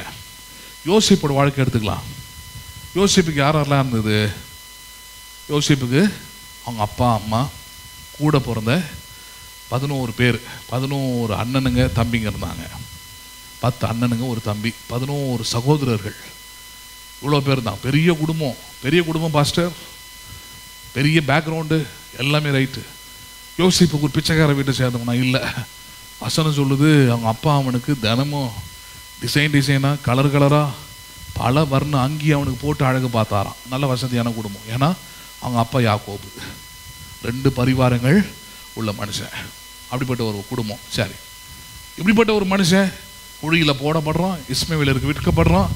ஒரு அந்நிய தேசத்தில், முன்பின் தெரியாத ஒரு தேசத்தில், எகிப்துன்ற தேசத்தில் அவன் அங்கே விலைக்கு வாங்கப்படுறான். அடிமையாக முன்பின் தெரியாத ஒரு வீட்டில் போயிட்டு அடிமையாக வேலைக்கு சேர்றான். வசனம் சொல்லுது, கர்த்தர் அவனோடு கூட இருந்தபடியால், கர்த்தர் யோசேப்போடு கூட இருந்தபடியால் அவன் காரிய சித்தி உள்ளவன் ஆனான் இருக்குது. அதுக்கப்புறம் மறுபடியும் அங்கிருந்து ஒரு அநியாயமான குற்றச்சாட்டில் ஜெயிலில் போடப்படுறான். அங்கேயும் கர்த்தர் அவனோடு கூட இருந்தபடினாலே சிறைச்சாலை தலைவனுடைய கண்களில் அவனுக்கு தயவு கிடைச்சதுன்றது. சரி, அதுக்கப்புறம் ராஜாவுக்கு முன்னாடி போய் நிற்கிற ஒரு வாய்ப்பு வருது அவனுக்கு. யாருக்கு முன்னாடி போய் நிற்கிற வாய்ப்பு? ராஜாவுக்கு முன்னாடி. ராஜா அவனை பார்த்து என்ன தெரியுமா சொன்னார்? இப்போ நிறைய பேர் இந்த கிறிஸ்துவ பிள்ளைங்கள்லாம், ரொம்ப மோசமாக இருக்கிற பிள்ளைங்கள்லாம் பேசிக்கிருக்கிற வார்த்தை, நான் மட்டும் வேறு வீட்டில் பிறந்திருந்தேன்னா யாரை திரும்ப ஆயிருப்பேன், இதை விட மோசமாக இருப்பேன். உண்மை, இதை விட மோசமாக இருப்பேன். கடவுளை தேடி வர, கடவுளோட வார்த்தையை கேட்கக்கூடிய ஒரு சூழ்நிலை இருக்கிற குடும்பத்தில் இருக்கிற இங்கேயே நீ உருப்பிடலன்னா, இதெல்லாம் இல்லாத குடும்பத்தில் பிறந்திருந்தனா நீ என்னன்னா ஆயிருப்ப? ஆமாம், மெதிக்கப்படுறவளா, உதாசீனப்படுத்தப்படுறவளா, ஒன்றுத்துக்கும் உதவாத ஒரு ஆளாக தானே பண்ணியிருப்ப, இருந்திருப்ப. அதை புரிஞ்சுக்கணும். அப்போ அவங்கள இவங்களை குறை சொல்கிறதுலாம் நிப்பாட்டிடணும். இவ்வளோ பேக்ரவுண்ட் அவனுக்கு இருக்குது. அவங்க அப்பா யாக்கோபு ஒரு பெரிய ஆள், 2 பரிவாரங்கள் உள்ள ஒரு ஐஸ்வர்ய உள்ள மனுஷன், 10 அண்ணனுங்க. சரி, அவனுக்கு தான் எதிரி ஆகிட்டானுங்க, துரோகிகள் ஆகிட்டானுங்க. இப்படிலாம் இருந்தும் ராஜாவுடைய கண்களுக்கு முன்பதாக யோசேப்பை ராஜா போல உயர்த்தி அழகு பார்த்தது எது தெரியுமா உங்களுக்கு? ஹலோ, எது தெரியுமா உங்களுக்கு? வசனத்தோடு பார்க்கலாம், அப்போதான் உங்களுக்கு புரியும். யோசேப்பை ராஜாவாக மாற்றின சக்தி எது? ஆதியாகமம் 41 அதிகாரம் 38 வசனத்தை பாருங்க. ஆதியாகமம் 41:38. அப்பொழுது பார்வோன் தன் ஊழியக்காரரை நோக்கி, தேவ ஆவியை பெற்ற இந்த மனுஷனை போல வேறு ஒருவன் உண்டோ? யோசேப்பு எதனால பெரியவனானான்? யார் அவனை பெரியவன் ஆக்கினது? யோசேப்பை ராஜாவாக மாற்றினது யாராலே கூடும்? அது தேவனுடைய ஆவியினாலே ஆகும். யாருடைய ஆவியினாலே ஆகும்? ஆமா, உங்களை ராஜாவாக ஆக்குவது யாராலே ஆகும்? அது உங்கள் வாழ்க்கையில் நீங்கள் உயர்வது யாரால் ஆகும்? அது தேவனுடைய ஆவியினாலே. ராஜா சொல்றான், பார்வோன் சொல்றான், முன்ன பின்ன கடவுள் யாருன்னே தெரியாது, அவன் வாயிலிருந்து வருது. இவன் இப்படி ஒரு மனுஷன் இருக்கிறானா, இப்படி ஒரு வாலிபன் இருக்கிறானா, ஒரு வாலிப மனுஷன் பாருங்க, இப்படி ஒரு வாலிபன் இருக்கிறானா. அப்பா எங்கன்னு கேட்குறாரு, இல்லைன்றான். அம்மா இல்லை, அண்ணன் தம்பிங்க துரோகிங்க, அப்படிதான் இருக்கிற, என்னை வித்துட்டாங்க, அடிமையாக இருந்த ஊருக்கு வந்திருக்கிறேன். சொல்றாரு, நீ ராஜாவா இருப்ப, சிங்காசனம் மட்டும்தான் எந்தா இருக்கும், மற்றதெல்லாம் உன்னது சேரட் வண்டி ஒன்று கொடுக்குறேன், நானே ஒன்று கல்யாணம் பண்ணி வைக்கிறேன். ஹலோ, தெருவா அலையாத, ஊரா அலையாத, ஃப்ரெண்ட் ரெக்வெஸ்ட் கொடுத்து அலையாத, இன்ஸ்டாகிராமில் தேடாத. ஹலோ, அதெல்லாம் நாய் பொழப்பு. யார் பொழப்பு? ஆமாம், டிசம்பர் மாதம் நாய் செய்கிற வேலை அதெல்லாம். எந்த தெருவில் எங்கே பொம்பளை நாய் இருக்குது, ஆம்பளை நாய்ங்களாம் தேடும். அதை நீ பண்ணாத. அதை யார் பண்ணாத? நீ கடவுளோட பிள்ளை, நீ என்ன பண்ணாத? தேடிட்டு உட்காந்துருக்காத. நீ தேட வேண்டியது ஒன்று இருக்குது. காரிய சித்தி உள்ளவனாய் மாறுவது எப்படி? தேவனுடைய வரத்தினாலும் ஞானத்தினாலும் நிறைந்து நடப்பது எப்படி? தேவனுடைய ஞானத்தையும் அறிவியும் பெற்று வாழ்வது எப்படி? பேசுறது புரியுதா இல்லையா உங்களுக்கு? அப்படி வளர்ந்தீங்கன்னா, நான் சொல்கிறேன், உலகத்தில் இருக்கிற உயர்ந்த ராஜா வந்து சொல்லுவான், உயர்ந்த அதிகாரிகள் வந்து சொல்லுவாங்க, தேவ ஆவியை பெற்ற மனுஷன் இவனை போல வேறு ஒருவன் உண்டோ? ஒரு பேக்ரவுண்டும் இல்லை, ஆனால் அவனை ராஜாவாக உயர்த்தினது எது? தேவனுடைய ஆவியினால் ஆகும். யாரால் ஆகும் அது? அப்போ உங்களுக்கு அதான் ஆதாரமாக சொல்கிறேன், தேவனுடைய ஆவியினாலே அது ஆகும். நம்புறீங்களா நீங்கள் அதை? ஆமாம். அடுத்தது நம்ம எல்லாருக்கும் தெரிஞ்ச கிதியோனுடைய கதை என்ன? குடும்பத்திலே நான் ரொம்ப எளியவன், என் குடும்பம் ரொம்ப எளியது. அது என் குடும்பத்தில் நான் ரொம்ப பின்தங்கினவன். எனக்கு முன்னாடி கொஞ்சம் இருக்கிறான். இவன் குடும்பமே சீப்பு. அந்த சீப்பில் இவன் ரொம்ப சீப். எப்படி இருக்குது பாருங்க இவன் நிலைமை. யாரு? கிதியோனோட நிலைமை. ஒரு கேவலமான ஒரு ஆளுக்கு எக்ஸாம்பிளாக சொன்னோன்னா என்ன சொல்லாங்க அப்படின்றான் கிதியோன். யாருக்கிட்ட? தூதன்கிட்டே பேசலாம். என் குடும்பம் ரொம்ப சிறியது, அதில் நான் ரொம்ப எளியவன் அப்படின்றான் கிதியோன். தூதனுக்கு ஒரு செகண்ட் டவுட் ஆகி, இவனை வச்சுக்கிட்டு இந்த கடவுள் என்ன பண்ண போறாரு அப்படின்னு ஆயிருக்கும். ஆனால் தூதன் அவனை பார்த்து சொல்கிறேன், இல்லை கடவுள் சொல்லிட்டேன், நீ பராக்கிரமசாலி. நீ யார்? நீ அவனாலே நம்ப முடியல. நானா? ஏங்க, நிஜம் வந்து வேறங்க, ரியாலிட்டி வந்து வேற. எனக்கு படிப்பு கிடையாது, எனக்கு பெரிய பேக்ரவுண்டு கிடையாது, எனக்கு அது கிடையாது, எனக்கு இது கிடையாது, அப்படிதான் நான் நினச்சி ஒரு நாள் வாழ்ந்துக்கிட்டு இருக்கிறேன். இப்போ நீர் வந்து என்ன சம்பந்தமே இல்லாமல் ஒரு வார்த்தையை சொல்றீர். யாருன்னு சொல்றீர்? என்ன பராக்கிரமசாலின்னு சொல்றீர். இது எப்படி ஆகும்? நான் பராக்கிரமசாலியாவது சாத்தியமா? என்னை விட மூத்தவங்க, என்னை விட பெரிய ஆளுங்களாம் கெபியில் குகையில் மறைஞ்சு வாழ்ந்துக்கிட்டு இருக்கிறான். ஹலோ, ஆனால் என்ன போயிட்டு தேடி வந்து என்ன சொல்லிட்டு, பராக்கிரமசாலி, கர்த்தர் உன்னோடு கூட இருக்கிறார் சொல்லிட்டீரு. எப்படி சாத்தியம் இது? எப்படி திரும்ப சாத்தியமாச்சு அது?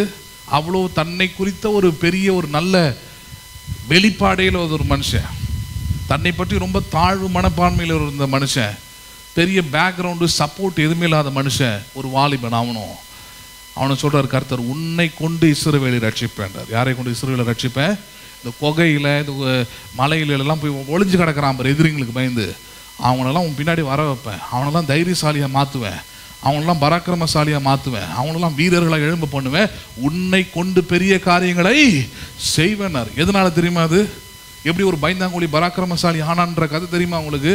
நியாயாதிபதிகள் 8வது அதிகாரம் 34வது வசனம் பாருங்க. எது கிதியோனை பராக்கிரமசாலி ஆக்கினது? நியாயாதிபதிகள் 6:34. அப்பொழுது கர்த்தருடைய ஆவியானவர் கிதியோன் மேல் இறங்கினார். கிதியோன் இப்ப பராக்கிரமசாலியானது எப்படி?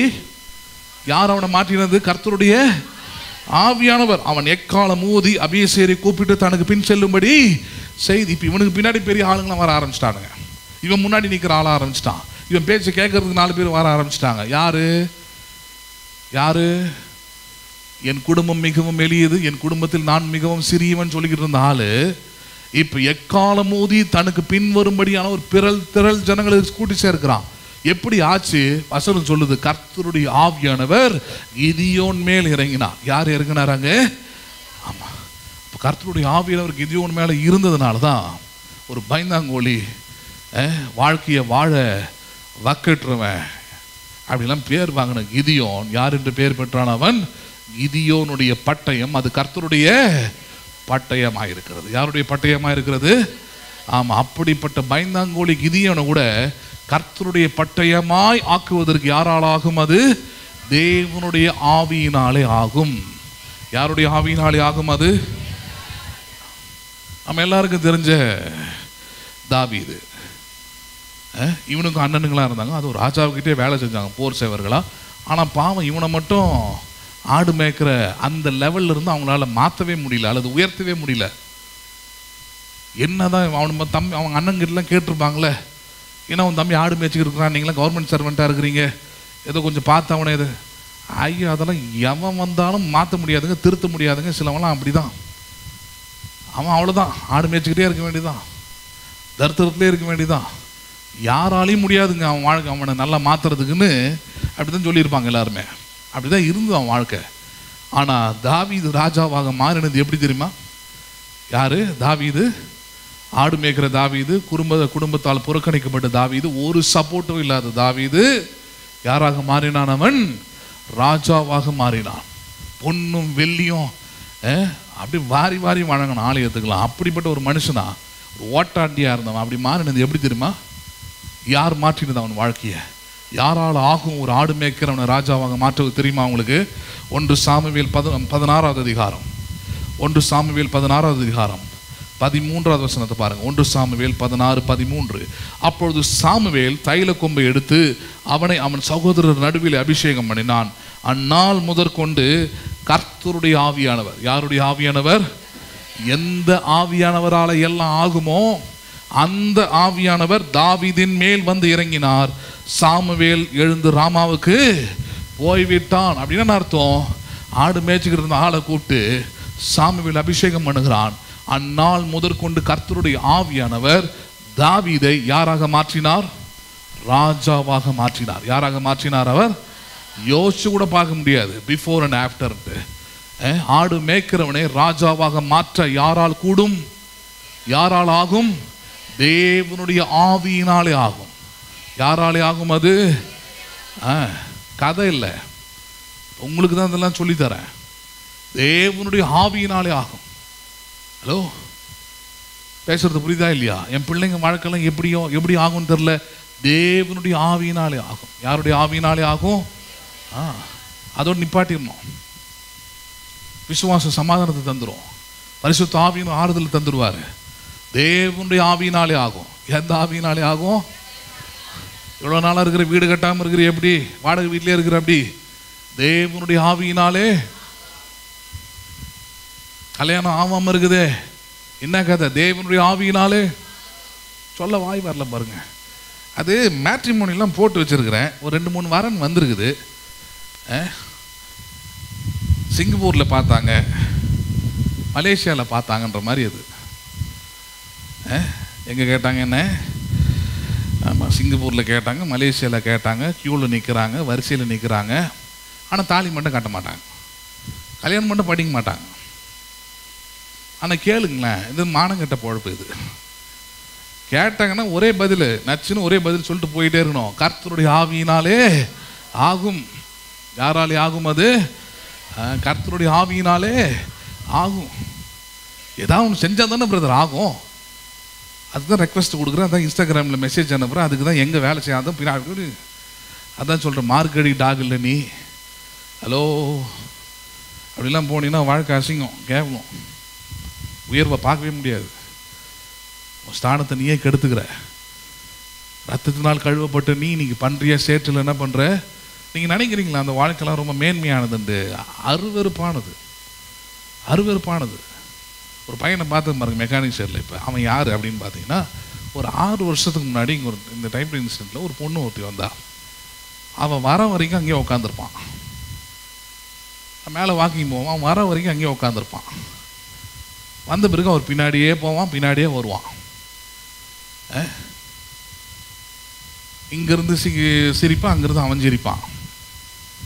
சரி, இதெல்லாம் வயசு கோடாரு. கிட்டத்தட்ட ஒரு 4 வருஷம் பண்ணிக்கிட்டு இருந்தான். நான் பார்த்தேன், நான் அவனை 4 வருஷம், 1 நாள் 2 நாளில் நிறைய படிச்சது, டைப் ரைட்டிங், அது ஹிந்தி எல்லாமே.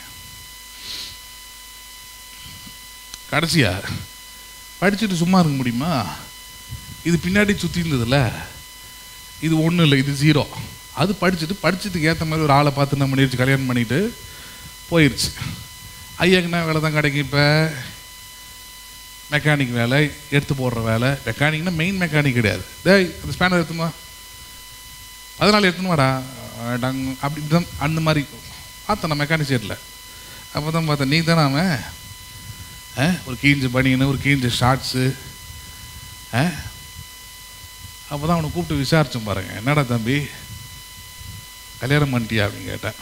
அவன் பார்ப்பான் என்ன மேலே வந்து. போயிடுச்சுண்ணா அப்படின்னா. போனதுக்கு எதுக்கு நான் 4 வருஷமாக உட்காந்துருந்தேன் இங்கே. அப்புறம் கொஞ்சம் சொன்னால் பாருங்க, நல்ல வேலை அது கல்யாணம் பண்ணலன்னு சில விஷயங்களை சொன்னான் என்கிட்ட. அது கல்யாணம் பண்ணால் போனது நல்லதுண்ணா அப்படின்னா என்கிட்ட. சரி என்னடா நிலைமை இது, ஏதாவது கொஞ்சம் முன்னேற்றத்துக்கு வழியை பார்க்கலாம்ல அப்படின்னு. ஆட நீங்கள் வேறு, அதுக்கெலாம் வாய்ப்பே இல்லை எனக்கு. இந்த ஆள் நேடனா வாய்க்கு வந்த மேனைக்கு திட்டுறான், சாப்பிடக்கூடாதுன்றான், ஒரு பாத்ரூம் போகக்கூடாதுன்றான். பின்ன முதலாளி இன்னும் அப்படி தான் இருப்பார். 4 வருஷம் இனிச்சதில்ல உனக்கு. ஹலோ, அதான் சொல்லுவேன், நாயாவது ஒரு 10 நாள் சுற்றி போட்டு கர்ப்பமாக்கிட்டு ஓடிவிடும். ஹலோ, நீ ஓடலாம் முடியாது ராஜா, ஓடவும் முடியாது, ஒளியவும் முடியாது இந்த வாழ்க்கையில். நீ புரியுதுங்களா இல்லையா? நீ எதை விதைக்கிறியோ அதை நிச்சயமா அறுத்தே ஆகணும். God has given you precious time and a precious life. வெளியேற பெற்ற நேரத்தையும் கல்யாணம் ஆனவங்களுக்கும் சேர்த்து தான் சொல்லிக்கிட்டு இருக்கிறேன். நீங்களும் உங்கள் வாழ்க்கையை சரியான விதத்தில் வாழ்ந்து தான் ஆகணும். வேற யாரையாவது கல்யாணம் பண்ணியிருந்தேன், என் லைஃப் ஜெகஜோதியாக இருந்திருக்கும். இதிலே உன்னால் குப்பை கொட்ட முடியலன்னா அது ஜெகஜோதியெல்லாம் இருந்திருக்காரு, சாக்கடையாக தான் இருந்திருக்கும். ஏன்னா நிறைய பேருக்கு குழந்தை பிறந்து அந்த குழந்தைக்கு ஒரு 4-5 வயசு ஆன பிறகு தான் ஞானோதயெல்லாம் வருது. அவரை கல்யாணம் பண்ணியிருக்கலாமே, இவரை கல்யாணம் பண்ணியிருக்கலாமே, இவங்களை கல்யாணம் பண்ணியிருக்கலாமே, அந்த பொண்ணை கல்யாணம் எல்லாம் பண்ணியிருக்கலாம். பண்ணல, நிப்பாட்டிக்கோ, அவ்வளோதான். பண்ண வக்கு இல்லைல்ல, விட்டுரு. உனக்கு யார் கொடுத்துருக்குறாங்க அதான் வக்கு உனக்கு. ஹலோ, பேசுறது புரியுதுங்களா உங்களுக்கு? தங்களை இப்படி தான் பாருங்கள், ஒரு மேன்மையான வாழ்க்கை கடவுள் உங்களுக்கு தந்திருக்கிற வாழ்க்கை நீங்கள் எப்படி திரும்ப பார்க்கணும்? வசனம் சொல்லி கொடுக்குற நமக்கு. உன் மனைவி உன் வீட்டவர்களில் கனி தருகிற உன் பிள்ளைகள் உன் பந்தியை சுற்றிலும் ஒளிவு மர, நீ அப்படி பார்க்கணும் உன் ஃபேமிலியை, உன் லைஃப்பை. ஆனால் உன் லைஃப்பை நீ எப்படி கொண்டு போயிருக்கிற, தர லெவலுக்கு கொண்டு போகிற. இதெல்லாம் எங்கே ஆரம்பிக்குது? திடீர்னு வரல, ஆரம்பத்திலேருந்து பார்க்கணும். படிக்கிற வயசுலேருந்தே பார்க்கணும், வாலிப வயசுலேருந்தே பார்க்கணும். அங்கேயே கடவுளோட பக்தி இல்லை, பயம் இல்லை, ஒழுக்கம் இல்லை, டிசிப்ளின் இல்லை, உண்மை இல்லைன்னா வாழ்க்கை உருப்படுறதுக்கு வாய்ப்பே இல்லை. ஆவியானவரை இப்போவே தெரிஞ்சுக்கணும். ஆவியானவரால் தான் எல்லாம் கூடுன்றது இப்போவே வந்துருச்சுன்னா, அப்பா அம்மா மேலே குறை சொல்லிக்கிட்டு, இல்லை பெற்றவங்க மேலே குறை சொல்லிக்கிட்டு, பிள்ளைங்க மேலே குறை சொல்லிக்கிட்டு, என் நிம்மதியே இந்த பிள்ளைங்களால தாங்க போகுது. கள்ளிப்பால் கொடுத்து கொள்ள வேண்டியதானே? ஹலோ, உனக்குள்ள ஆவியானவர் இல்லைன்னு சொல்லு. அந்த பிள்ளைய ஒரு குழந்தை, ஆஃப்டர் ஆல் இப்படி பேசலாம், அப்போ தான் நல்லாயிருக்கும். கேவலம் ஒரு உன்னை விட நீ பெற்றெடுத்த குழந்தைய எப்படி ஒழுங்காக நடத்துறதுன்ற ஒரு ஞான அறிவு இல்லைன்னா உனக்கெல்லாம் என்னத்துக்கு குழந்தை? உனக்குலாம் எதுக்கு பிள்ளைங்க?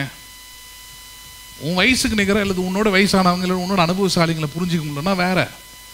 நீ பெற்றெடுத்துருக்கிற, அதால் உனக்கு நிம்மதி போகுதுன்னா இதை விட கேவலம் என்ன இருக்குது? நீ எவ்வளோ பெரிய முட்டாள், நீ அதையும் ஹேண்டில் பண்ண முடியலன்னா நீ எவ்வளோ வீக்கான ஆள் நீ? நான் கேட்குறேன். இதெல்லாம் எங்கேருந்து ஆரம்பிக்க தெரியுமா?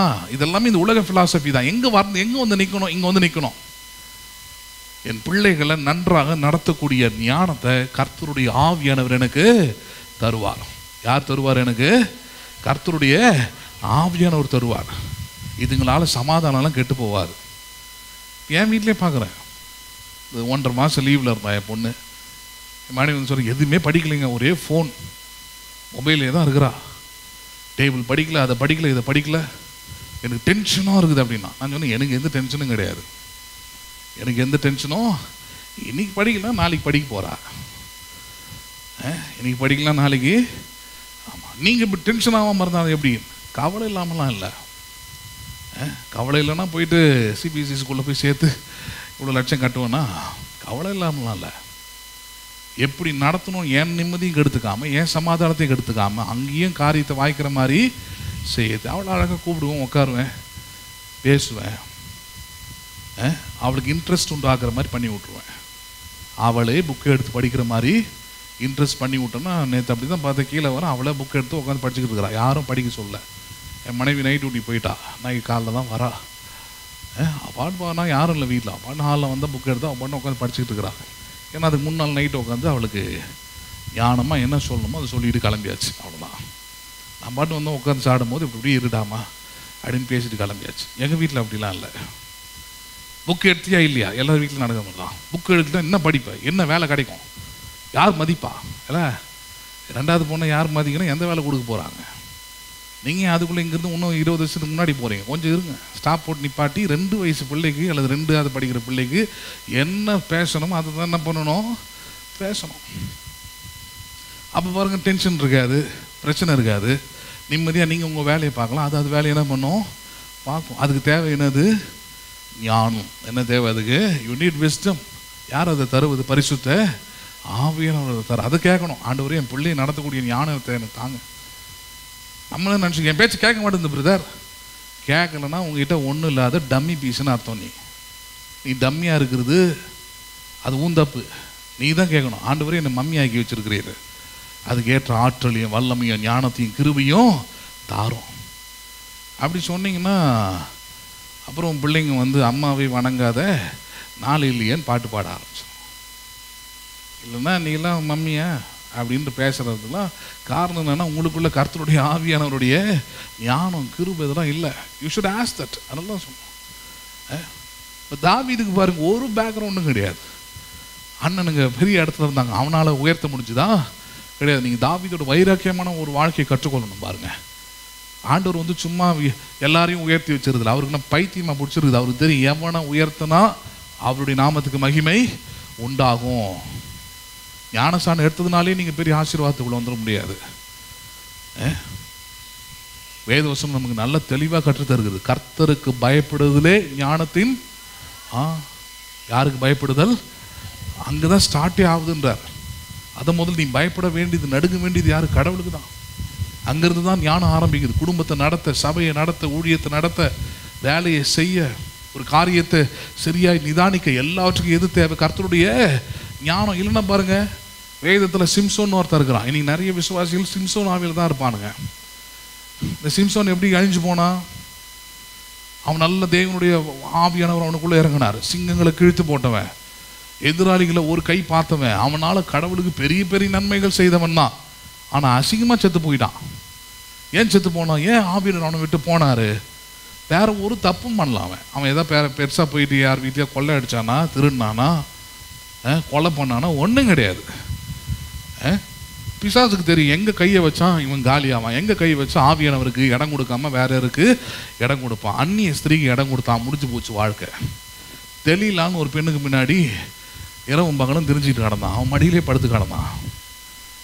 முடிஞ்சு போச்சு, முடிச்சு விட்டாரு கதையை. போ, நீ ஆவியை பெற்றவனா இருந்தான்னா, பராக்கிரமசாலியா இருந்தானே, போ, கதை முடிஞ்சது உண்டு.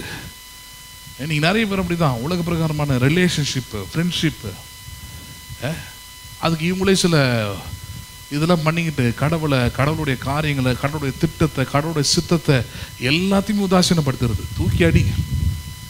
முன்ன அப்படிதான் இருந்திருப்பாங்க, ஆனால் இப்போ அப்படி இருக்க முடியல. ஏன்னா உலக ஸ்நேகம், தேவனுக்கு விரோதமான பகை.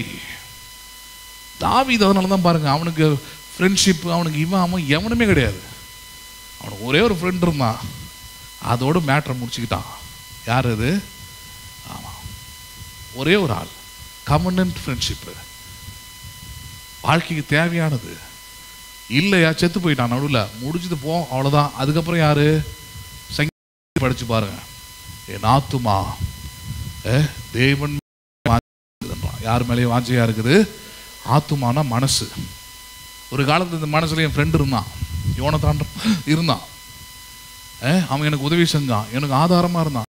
நான் என்ன பண்ணுறது, இப்போ இன்னொரு ஃப்ரெண்டு தேடலாமா, இன்னொரு ரெக்வஸ்ட் கொடுக்கலாமா? இல்லை, இப்போ நிரந்தரமான ஒருத்தரை தேடி போகிறேன், அவரால் எல்லாம் ஆகும். அதனால தான் மனைவி கிட்ட பாருங்க, மனைவி அவனை உதாசீனப்படுத்தும் போது, ஆம்பளைனா அதுதான். என்ன சத்தியம் தெரிஞ்சவன் என்ன சொன்னான் மனைவியை பார்த்து? மனைவி யாரு? இஸ்ரவேலின் முதல் ராஜாவின் மகள், ராணி, இளவரசி. யாரு? மீகால். மீகாலை தான் தாவீது திருமணம் பண்ணியிருந்தான். நேசித்து திருமணம் பண்ணான், வேண்டாம் விருப்பா கூட இல்லை.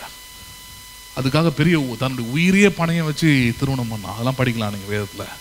அப்படி பண்ணவன்.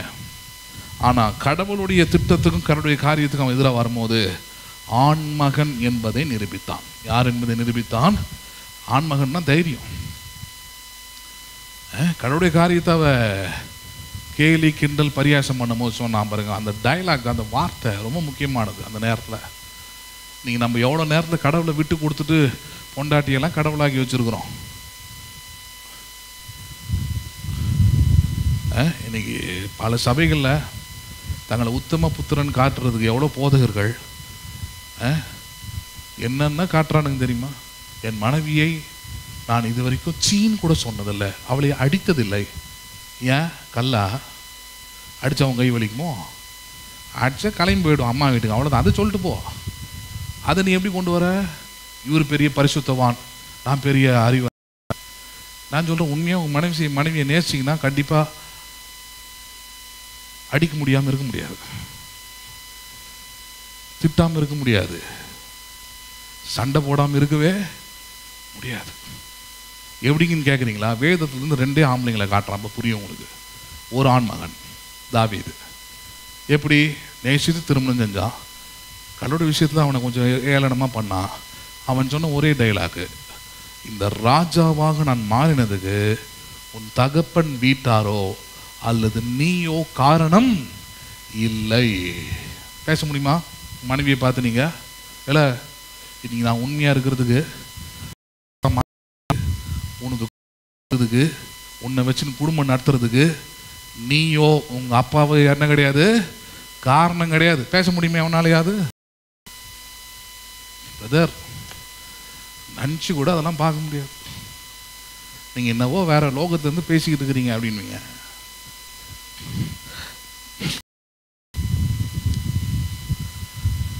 இன்னொரு ஆண்மகன் யார்? யோபு.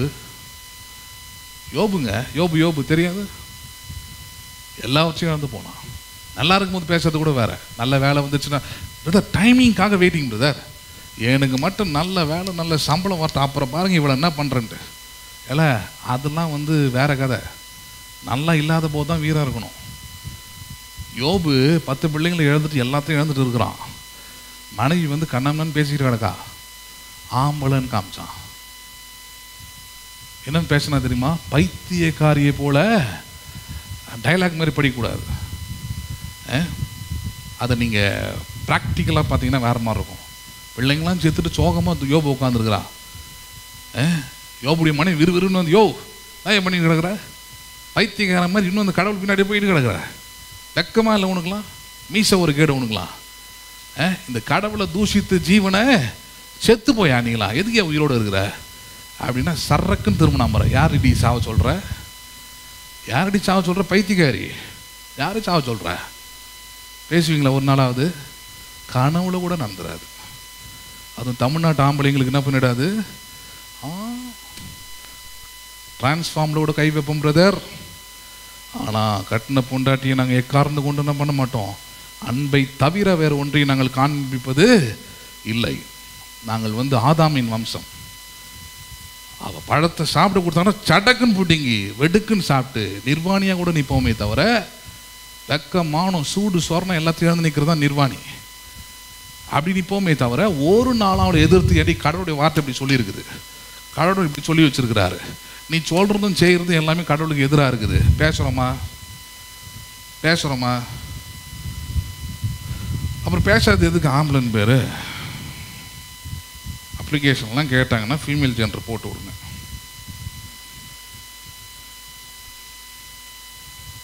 ஆம்பளைனா இதுதான்.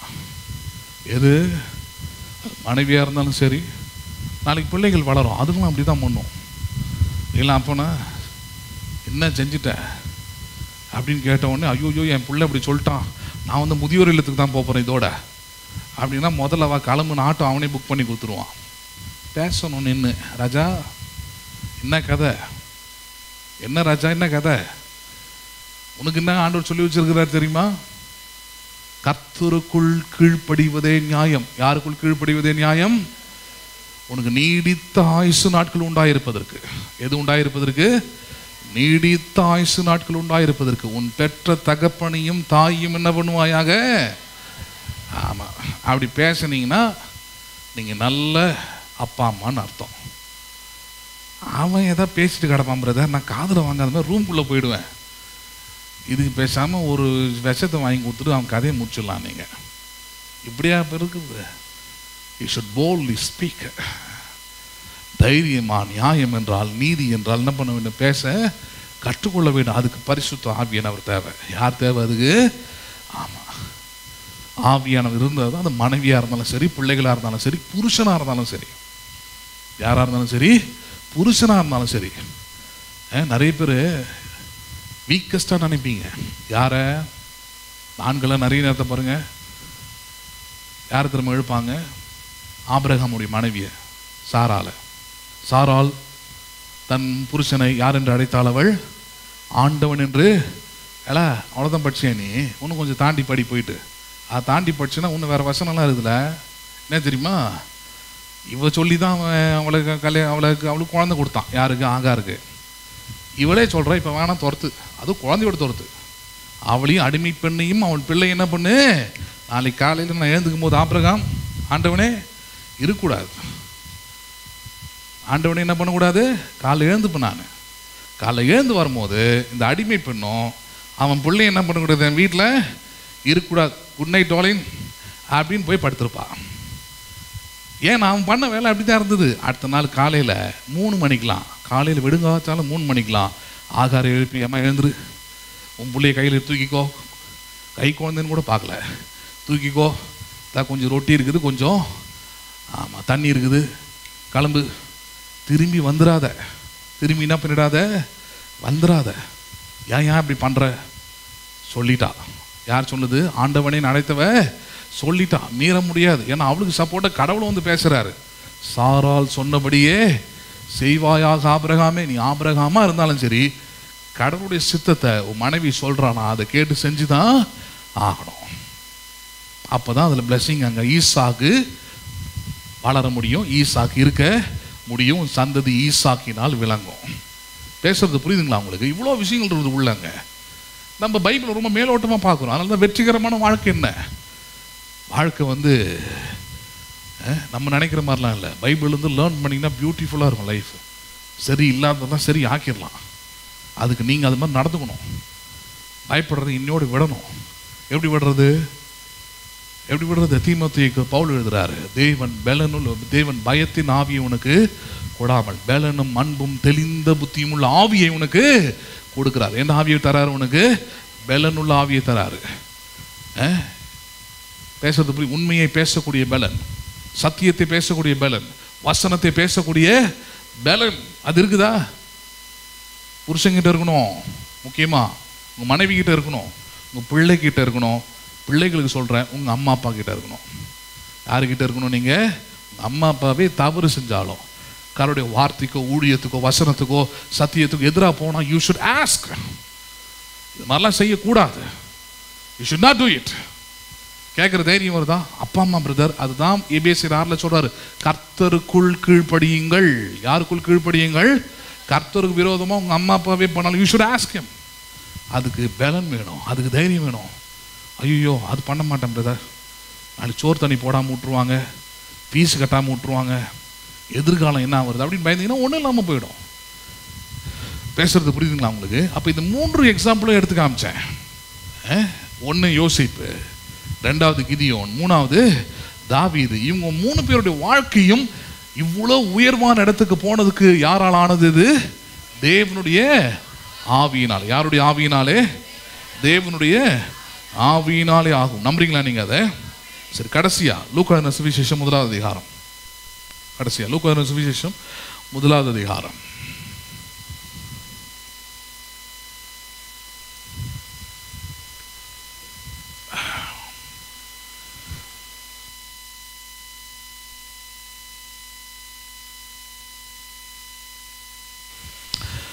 முப்பதாவது வசனம் பாருங்க. லூக்கா 1:30. தேவதூதன் அவளை நோக்கி, மரியாளே பயப்படாதே, நீ தேவனிடத்தில் கிருபை பெற்றாய். இதோ நீ கர்ப்பவதியாகி என்னாகி ஒரு குமாரனை பெறுவாய். அவருக்கு இயேசு என்று பெயரிடுவாயாக. யார் என்று பெயரிடுவாயாக? இயேசு என்று பெரிடுவாயாக. அவர் பெரியவராயிருப்பார், உன்னதமானவருடைய குமாரன் எனப்படுவார். கர்த்தராகிய தேவன் அவருடைய பிதாவாகிய தாவீதின் சிங்காசனத்தை அவர் கொடுப்பார். அவர் யாக்கோபின் குடும்பத்தார் என்றென்றைக்கும் அரசாளுவார். அவருடைய ராஜ்யத்துக்கு முடிவிராது என்றார். சரி, இந்த கதைலாம் தெரியும் நமக்கு. மரியாளுக்கிட்ட வந்து தேவதூதன் பேசுகிற வார்த்தைகள். இப்போ கதை என்னன்னா, இவ கன்னிகைன்னா என்னது? புருஷன் அற்றவள், புருஷன் இல்லை, கல்யாணம் ஆகாதவ. ஹலோ, இப்போ கல்யாணம் ஆகாமல் நீங்கள் இருக்கிறீங்க. பிரதர் பிரைஸ் தி லார்ட், கர்த்தர் உங்களுக்கு குமாரனை தருவார் அப்படின்னா என்ன பண்ணுவீங்க? மேலே இங்கேயும் பார்க்க மாட்டீங்க. இந்த ஆளுக்கு என்ன ஆச்சு? இன்னும் எனக்கு கல்யாணமே ஆகலையே, எனக்கு எப்படியா குமாரன் வருவான்? எனக்கு கேட்பீங்களா கேட்க மாட்டீங்களா? நீங்கள், நமக்கு எல்லாருக்குமே தெரியும், எல்லாருக்குமே அது தெரியும். இயற்கை பிரமாணம் என்ன? ஒரு ஆணும் பெண்ணும் இணைந்தால் தான் என்ன பண்ண முடியும்? குழந்தை உண்டாகிறதுக்கும் ஒரு சாத்தியம் இருக்குது. இணைஞ்சதுனால குழந்தை உண்டாயிடுன்னு சொல்லிட முடியாது. சாத்தியத்தை அப்படி வச்சிருக்கிறார் கடவுள், பிரமாணம் அது. ஒரு ஆண் தானாகவும் அப்பாவும் முடியாது, ஒரு பெண் தானாகவும் அம்மாக முடியாது. எப்படிலாம் சொல்ல வேண்டியதாக இருக்குது. சரி, அவர் அப்பாவாகணும்னா இவங்க அம்மா ஆகணும்னா இவங்க ரெண்டு பேருமே என்ன பண்ணணும்? திருமணம் என்கிற உறவில் இணைய வேண்டும். சரி, இணைஞ்சாதான் அடுத்த கட்டம் என்ன பண்ணுது? அடுத்த ஸ்டெப்பு தான் என்னது? குழந்தை உண்டாகிறது. இது அடுத்த ஸ்டெப்பு. இப்போ என்ன, இவ ஒரு கன்னிகை ஒரு ரூமில் இருக்கிறா. இவகிட்ட தேவதூதன் டைரக்டாக வந்து, மரியாதை பயப்படாதே, கொஞ்சம் நஞ்சம் பேச்சா பேசலாம, உன்னிடத்தில் பிறக்கிறது பரிசுத்தமானது, யாக்கோபின் குடும்பத்தை அரசாளுவார், அப்படி இப்படின்னு ஒரு பெரிய லிஸ்டே போகிற. நிறுத்து முதல்ல. அவள் அப்படி தான் ஆரம்பிக்கிறா. ஒரு நிமிஷம் நிறுத்து, அட்ரஸ் மாறி வந்துட்டியா நீ? இன்னும் பேசிட்டு கிடக்குற. ஒரு கல்யாணம் ஆகாத பொண்ணுக்கிட்ட வந்து குமாரன் பெறுவாய், அவர் இஸ்ரவேலை அரசாளுவார், அவர் யாக்கோபின் இதுன்ற தாவீது சிங்காசனத்தை அரசாளுவார்ன்ற என்ன கதை? தப்பாத்துக்கு இப்போ வந்து அட்ரஸ் மாதிரி வந்து தீர்க்கதரிசனம் சொல்லிக்கிட்டு இருக்கிறியான்னு கேட்குறா. பதில் அங்கே தான் இருக்குது. மரியாளுக்கு அறிவு குறைவு. மரியாளுக்கு ஒழுங்காக யாரும் பிரசங்கம் பண்ணல, ஆனால் அவங்கள வச்சு சர்ச்சில் நடக்குது பாவம் அவங்க பேரில். மரியாளுக்கு என்ன தெரில, இன்னைக்கு நீங்கள் தெரிஞ்சுக்க வேண்டியதாக அதான் சொல்ல வரேன். மரியாதை மாதிரி இருந்துடக்கூடாது. நீங்கள் மரியாளுக்கு என்ன தெரில, இயேசுவை பெத்தெடுத்த அம்மாவுக்கு என்ன தெரிலன்னா, புருஷனாலும் அல்ல, ஆண்மகனாலும் அல்ல, தேவனுடைய ஆவியினாலே ஆகும். நம்புறீங்களா நீங்க? அப்போ எவ்வளோ பெரிய வெளிப்பாடு வேணும், எவ்வளோ பெரிய தெளிவு, எவ்வளோ பெரிய விசுவாசம் வேணும் யோசிச்சு பாருங்க. தேவனுடைய ஆவியினாலே ஆகும், அதுதாங்க பாயிண்ட். வேற எதுவுமே சோர்ஸ் கிடையாதுங்க. அது இது எதுவுமே கொண்டு வராதுங்க. எதுவுமே மைண்டில் கொண்டு வரவே கூடாது. எது தேவையா இருந்தாலும், எந்த காரியம் நடக்குனாலும் ஒரே ஒரு லெவல் தான், தேவனுடைய ஆவியினாலே ஆகும். அவ்வளோதான், முடிஞ்சு போச்சு. அதுக்கு மேலே கொண்டு போகாதீங்க. அதுதான் உங்களுக்கு சமாதானம், அதுதான் நிம்மதி, அதான் ஆறுதல், அதான் ஷார்ட்கட்டு, அதான் சரியான வழியும் கூட. இன்னைக்கு காரியம் நடக்கணும்னா என்னென்னவோ சொல்லித்தராங்க. 7 நாள் உபவாசம் இரு, 21 நாள் எடு, அந்த பாஸ்டர் போய் பாரு, அவர்கிட்ட போய் எண்ணெயை வாங்கி, இவர்கிட்ட போயிட்டு ஜோம் பண்ணு, அந்த சர்ச்சில் போய் கால் வச்சுட்டு வா, அந்த கோயிலுக்கு போயிட்டு வந்தாலும் ஏதோ ஒன்று நடக்குதான். நீ தான் நடப்ப. ஹலோ, எந்த கோயிலுக்கு போனாலும் யார் தான் நடக்கணும்? கால் இருக்கிற நீங்கள் தான் நடக்கணும், வேற ஒன்றும் நடக்காது. எந்த கோயிலுக்கு போனாலும் சரி, நடைபெறுவது ஒருவரால் தான். யாரால தான்? அது கர்த்தருடைய ஆவியானவரால் தான் ஆகும். யாரால தான் ஆகும்? அது நல்லதான் சொல்லுங்களேன். எந்த ஊருக்கு போனாலும் சரி.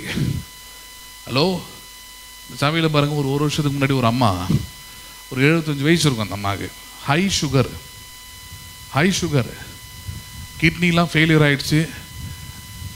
2 கிட்னியும், ஆள்லாம் ரொம்ப மெலிஞ்சு போச்சு, கால்லாம் வீங்கிருச்சு. வயசான அம்மா ஹோட்டலில் வேலை செய்யுது. தவறி அப்படியே மேலே வந்து உட்காரும். ரெகுலராக வந்துச்சு 2 மாதம். அப்புறம் ப்ரேயர் பண்ண, அப்புறம் கவுன்சிலிங் கொடுத்தேன். நல்லா விசுவாசிச்சு அந்த அம்மா. அந்த அம்மா சொன்னிச்சு, எனக்கு இது மாதிரி இருக்கிறதுனால எங்கள் ஓனர் ஹோட்டல் விட்டு துரத்திட்டார், வெளியே போ அப்படின்ட்டாருன்னு சொன்னிச்சு. வேலை வெட்டி இல்லை, கஷ்டமாக இருக்குது, பேரம்பேத்திலாம் கஷ்டத்தில் கொஞ்சம் இருக்குது, பையன் சம்பாதிக்கிறது பார்த்தல, நான் சம்பாதிச்சு தான் கொஞ்சம் கொஞ்சம் அப்படி ஹெல்ப் பண்ணுறேன் அப்படின்னுச்சு அந்த அம்மா. இப்போ நான் சம்பாதிக்கிறதுல 3 மாதமாக இந்த மாதிரி வியாதி வந்து சுகர் கண்ட்ரோலே ஆகலை அப்படின்ச்சு. சரி, சர்ச்சைக்கு வாமா அப்படின்னு சொல்லிட்டு வந்து அதுக்கு ப்ரேயர்லாம் பண்ணி, அதுக்கு ஆண்டவரை பற்றிலாம் சொல்லி, ஆச்சரியம் என்னன்னா, ஒரு 3ஆவது மாதம் இருக்கும், நான் பிரசங்கம் பண்ணி இப்படி இறங்கின உடனே அந்த அம்மா வந்து நல்லா நடந்து வந்துச்சு. சொன்னிச்சு, இப்போ சுகர்லாம் கண்ட்ரோலுக்கு வந்துடுச்சு, கிட்னியும் ஃபங்க்ஷன் பண்ண ஆரம்பிச்சிருச்சு, கால் வீக்கம்லாம் சரியாக போச்சு. பாஸ்டர், இனிமேல் நான் ரெகுலராக வருவேன், நான் ஞானசானம் எடுக்கணும் அப்படின்ச்சு. சரி வாம்மா எடுங்க அப்படின்ட்டு போயிட்டேன். நான் தான் தெரியுமே நமக்கு தான் 30% வரும்போதே என்ன பண்ணுறது, சில இதெல்லாம் பிச்சுக்கிட்டு ஓடிடும். 30, 60, 100 டச் பண்ணுறதே இல்லை. 30 வரும்போதே போதும், அவ்வளோதான். கிட்னி ஃபங்க்ஷன் ஆகிடுச்சு, கால் சரியாயிடுச்சு. இதுக்கப்புறம் நமக்கு நேற்றுக்கு போனால் ஒரு நாள் ஹோட்டலுக்கு போகிறேன். அந்த ஹோட்டல் பூரி எனக்கு ரொம்ப பிடிக்கும். எப்பயா போய் காலையில் போய் வாங்க போனால் இந்த மாதிரி நிற்குது. இல்லை வேலையை விட்டு தூக்கிட்டாங்கன்னா இப்போ சேர்த்துக்கினார் எங்கள் ஓனரு. சந்தோஷமாக சொல்லுது, சேர்த்துக்கினார். ஃபஸ்ட்டர் இங்கே தான் வேலை செய்கிறேன் நான், உங்களுக்கு தான் நான் போன உடனே எல்லாத்தையும் கட்டிவிடும். எல்லாம் ஒரு மாதிரி பார்ப்பாங்க, யார் இவன் ஷார்ட்ஸில் வந்து நிற்கிறான், நம்ம ஊந்து அடிச்சு இப்படி வேலை செய்யுது அப்படின்ட்டு. சத்தமாக கேட்க, அப்படி நல்லா இருக்கிறீங்களா பாஸ்டர், ஆச்சு பூச்சுடணும். திடீர்னு பார்த்தா ஆளை காணோம். சர்ச்சுக்கு வரல. ஏம்மா வரலன்னா, பாஸ்டர் வரணும், கொஞ்சம் வேலை அப்படி இப்படின்னுச்சு. சரின்னு விட்டேன். நேற்று போனோம் பாருங்க, அந்த அம்மா சொல்லுது, பாஸ்டர் வேலைங்கன்னைக்கெலாம் போய் மொட்டைலாம் அடிச்சு முடியெல்லாம் கொடுத்துட்டு வந்துட்டேன் பாஸ்டர் இருந்துச்சு. என்ன கொடுத்துட்டு வந்துச்சா இல்லை, குஷ்டரோகி கூட சொஸ்தமான பிறகு உங்கள் பாஸ்டர் பார்த்து காணிக்கை கொடுத்துட்டு வாடான்னு ஆண்டவர் சொல்லி அனுப்பிச்சாரு. உனக்கு கிட்னியெல்லாம் ஃபங்க்ஷன் பண்ணி உனக்கு சுகரெல்லாம் கண்ட்ரோலில் கொண்டு வந்தார். நல்ல வேலை இங்கே கொண்டாந்து முடிய போடல, அது வரைக்கும் சந்தோஷம். அதான் சொன்னேன், நான் முடி வாங்குற ஆளும் கிடையாது. நான் காணிக்கெல்லாம் ஃபஸ்ட்டு லெவலே தசமாங்கவர்லேயே போட்டு வச்சுருக்கேன். நீ எங்கே ஒன்றா எவன் ஒன்றா வாயில் அடிச்சிங்க. தசமாங்கவர் ஃபஸ்ட்டு பார்த்துருக்குறீங்களா? ஆஃபரிங்கில் ஃபஸ்ட்டு என்ன இருக்கும்? எது தான் வாங்குறேன் நான்? கோல்டு தான், அதுக்கப்புறம் தான் சில்வரு, வெள்ளி, அதுக்கப்புறம் தான் பணம். பார்த்தது இல்லையோ? தசமாகத்தை வெறும் பேர் மட்டும் எழுதிட்டு ஆஃபீஸர் கையெழுத்து போடுற மாதிரி கிறுக்குன்னு கிறுக்கிட்டு போட்டு போயிடுது. நானெல்லாம் பண்ணி வச்சுருக்கிறேன்னு பார்க்கணும். வசனம் அப்படி தான் சொல்லுதுங்க. நீங்கள் தேவனுக்கு கொடுக்க வேண்டிய காணிக்கைகள் படித்து பாருங்கள் போயிட்டு வேதத்தை. காணிக்கைகள்னு ஆரம்பிக்கும் போது எது தரமா பைபிள் ஆரம்பிக்குது, எதை வச்சு ஆரம்பிக்குது? பொன்னும் வெள்ளியும் ஆரம்பிக்கும். போய் படித்து பாருங்கள் எந்த இடத்துலையும். ஹலோ ஃபஸ்ட்டு 10 ரூபா போதாதா? அதை நீ முடிவு பண்ணக்கூடாது. அப்போ அதே கேள்வி நான் ஒன்று கேட்கட்டுமா? ஒரு கண் உனக்கு போதாதா? ஒரு கிட்னி உனக்கு போதாதா? ஒரு கால் உனக்கு போதாதா? 5000 ரூபாய் சம்பளம் உனக்கு? வேலை மட்டும் நிறைய சம்பளம் வரணும். ப்ரேயர் பண்ணிங்க பாஸ்டர், ப்ரமோஷனாக கிடைக்கணும்.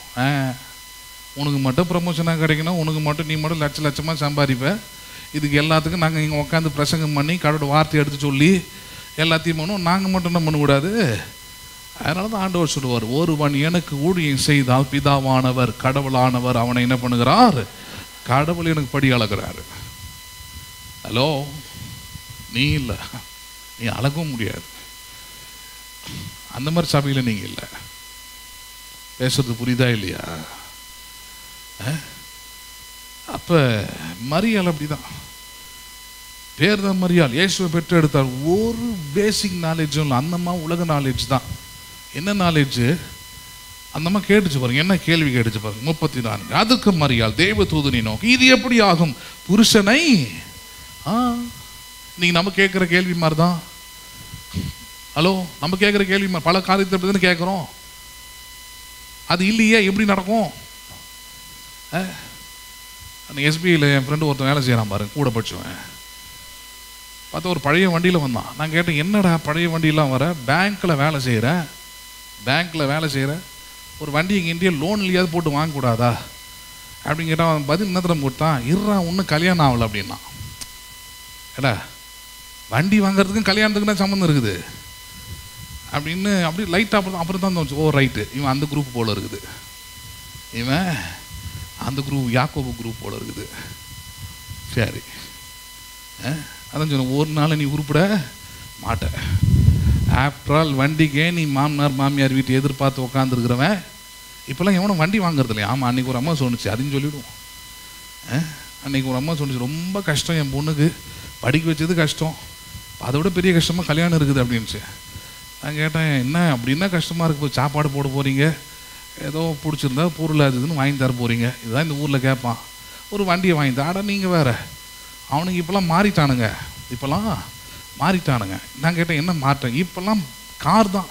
இப்போல்லாம் என்னது? அதுவும் ஹையண்டு கார், மிடில் வேரியண்ட்டு லோ வேரியண்ட்லாம் இல்லை, எடுத்த ஹை வேரியண்ட்டு தான். அதே கார் 9 லட்சத்துக்கும் விற்போம். அது வேணாம் எங்களுக்கு, 11 லட்சத்துக்கு விற்கிறதான், 15 லட்சத்துக்கு விற்கிறதான். ஓ, இப்போ இந்த லெவலுக்கு டெவலப் ஆகிட்டீங்களா? அப்படிதான் காரு. அதுக்கப்புறம் வண்டி கேட்குறான். ஒரு 6 மாதம் கழிச்சு எல்லா இடத்துலையும் கார்லேயே போக முடியல, அதனால என்ன பண்ணுற, ஒரு 1.5 லட்சம் கொடுத்து வண்டி வாங்கி கொடுத்துரு. அப்போ இவங்களுக்கு வேலை என்ன? பெரிய வேலை இருக்குதுங்க. இந்த ஊர் கல்யாணம் பண்ணுற பசங்களுக்கு பெரிய வேலை இருக்குது. என்ன வேலை தெரியுமா? குழந்தை பெற்று கொடுக்குற வேலை. குழந்தைய பெற்று கொடுத்துட்டு ஒரு 8 மாதம் ரெஸ்ட் வேறு எடுக்கிறானுங்க. தெரியுமா அந்த கதைலாம் உங்களுக்கு? எப்படி? மாமியார் வீட்டுக்கு அனுப்பிச்சிடுறாங்க. நீங்கள் மாமியார் வீட்டில் போயிரு, அம்மா வீட்டில் போயிரு. நான் இங்கே எங்கேயோ ஹோட்டலுக்கு வீட்டில் வாங்கி சாப்பிட்டேன் அப்படின்னா பண்ணுறேன். தியாகம் பண்ணுறாராமா. ஹலோ, தெளிவாக சொல்கிறேன். இது வரைக்கும் பண்ணவங்க எப்படி வேணால் பண்ணிக்கிடுங்க. ஆனால் இனிமேல் இருக்கிறவங்களுக்கு நல்ல வழியை சொல்லி கொடுக்குறேன். கேட்டால் கேள்வி நாச்சமாக போங்க. ஒன்ஸு பொண்டாட்டியை கல்யாணம் பண்ணிங்கன்னா, மனைவின்னு ஒருத்தி வந்தானா, அவள் கடைசி மூச்சு போகிற வரைக்கும் வச்சு வாழ முடிஞ்ச கல்யாணம் பண்ணு உன் வீட்டில். இல்லைன்னா என்ன பண்ணாத, கல்யாணம் பண்ணாத.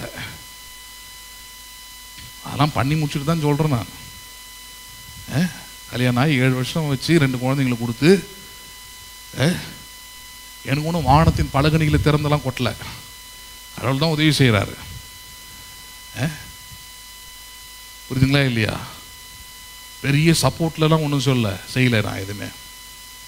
ஒன்று மட்டும் சொல்ல முடியும்னால, தேவனுடைய ஆவியினாலே ஆகும். யாருடைய ஆவியினாலே ஆகும்? ஒரு உலகத்துக்கு சாட்சியாக வாழ்ந்து காட்டுங்கன்றதுக்காக சொல்கிறேன். கேவலங்க, அதெல்லாம் கேவலம். எவனும் சாட்சி பேர் வரும் தெரியுமா? கேட்கும் போதெல்லாம் வைத்தறிச்சலாக உலகத்தில் உட்காந்து பேசுகிறாங்க டிவியில். முஸ்லீம் மதங்களில் ஜாதி பார்ப்பதில்லை, கிறிஸ்தவத்தில் அப்படி இல்லை, கிறிஸ்தவ நாடார் கிறிஸ்தவ வன்னியர் என்று இருக்கிறார்கள் பேசுகிறான். மானம் போது. நீங்கள் உட்காந்துருக்குறீங்க அசால்ட்டாக. உங்களுக்கு என்ன இருக்குது? யாராவது உங்கள் அம்மாவை உங்கள் அப்பாவை அசிங்கமாக கேவலமாக பேசினா, உங்கள் காதுபட பேசினா எப்படி இருப்பீங்க?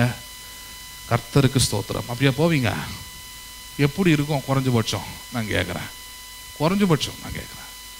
உங்கள் மகளையும் உங்கள் மகனையும் ரொம்ப கீழ்த்தரமாக ரொம்ப கேவலமாக அவங்க கேரக்டர்லாம் வச்சு பேசுகிறாங்கன்னு வச்சுப்போமே, நீங்கள் எப்படி இருப்பீங்க? எல்லாம் கடவுள் பார்த்துப்பார் அப்படியே போவீங்க. எப்படி இருக்கும்? அதே மாதிரி தான் கடவுளுக்கும், அதே போல தான் ஆண்டவருக்கும், அதே போல தான் இயேசுவுக்கும்.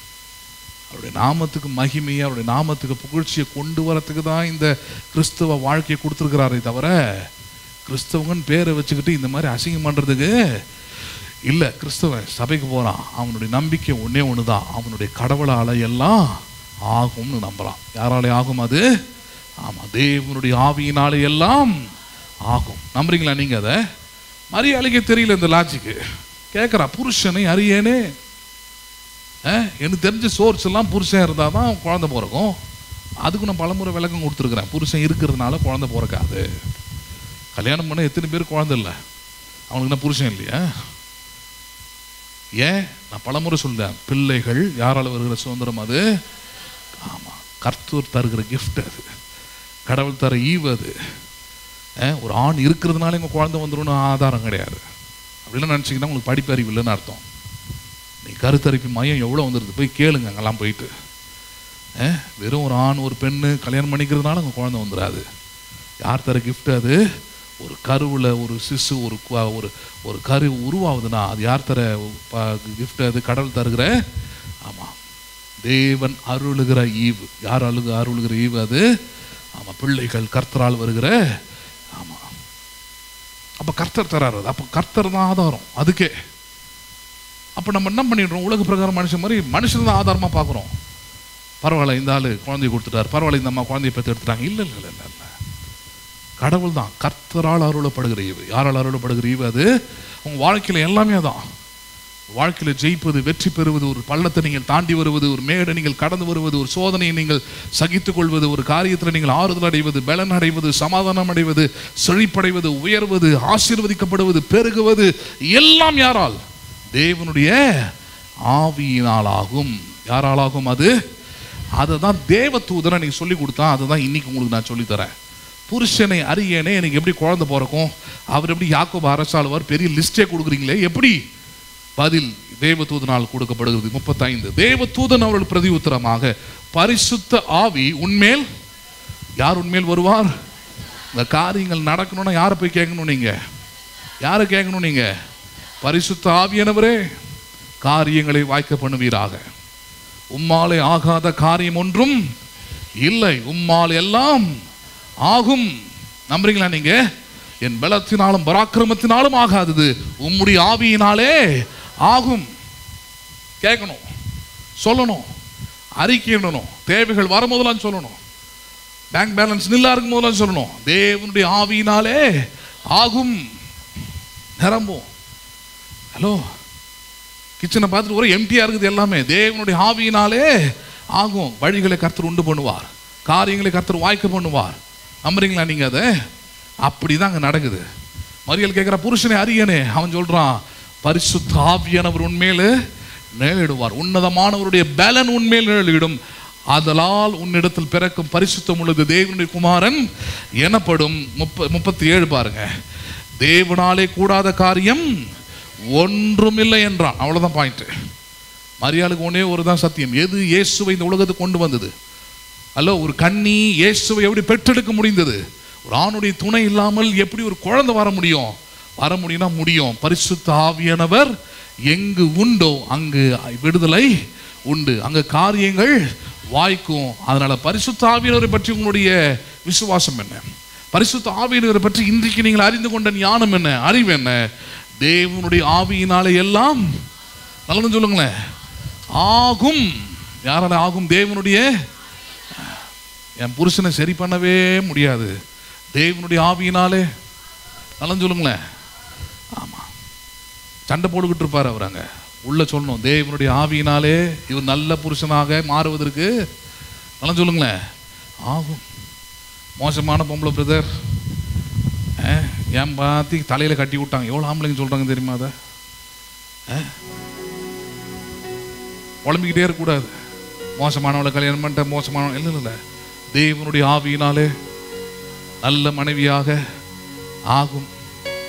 மோசமான பிள்ளைங்க பிரதர், இந்த மாதிரி மோசமானதுல உலகத்திலே பார்க்க முடியாது.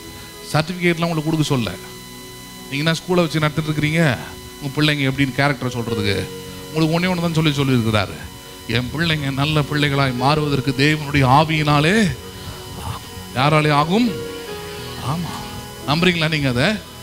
ஆமா, யோசேப்பை போல, தானியேலை போல, சாத்ராக் மேஷாக் ஆபேத்நேகோவை போல, தாவீதை போல, கிதியோனை போல கர்த்தருடைய ஆவியினால் ஆகும். யாரால் ஆகும் அது? அப்ப உங்க வாழ்க்கையில நீங்கள் தெரிந்து கொள்ள வேண்டிய ஒரே சத்தியம் அதான். பலத்தினாலும் அல்ல, பராக்கிரமத்தினாலும் அல்ல, கர்த்தருடைய ஆவியினாலே ஆகும். எல்லாரும் எழுந்து இருப்போம்.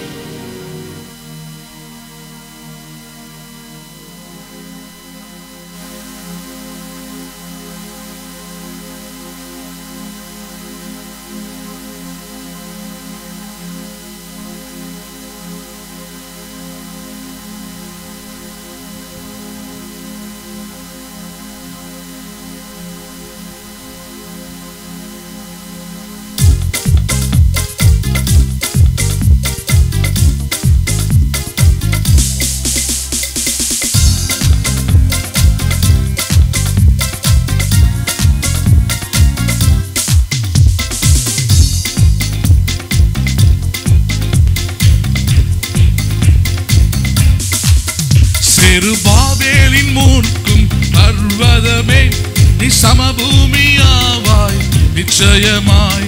பலத்தினாலும் அல்ல, பராக்கிரமும் அல்ல, கர்த்தரின் ஆவியினாலாகும். பலத்தினாலும் அல்ல, பராக்கிரமும் அல்ல, கர்த்தரின் ஆவியினாலாகும். செருபாபேலின் முன் நிற்கும் பர்வதமே, நீ சமபூமியாவாய் நிச்சயமாய். பலத்தினாலும் அல்ல, பராக்கிரமும் அல்ல, கர்த்தரின் ஆவியினாலாகும். பலத்தினாலும் அல்ல,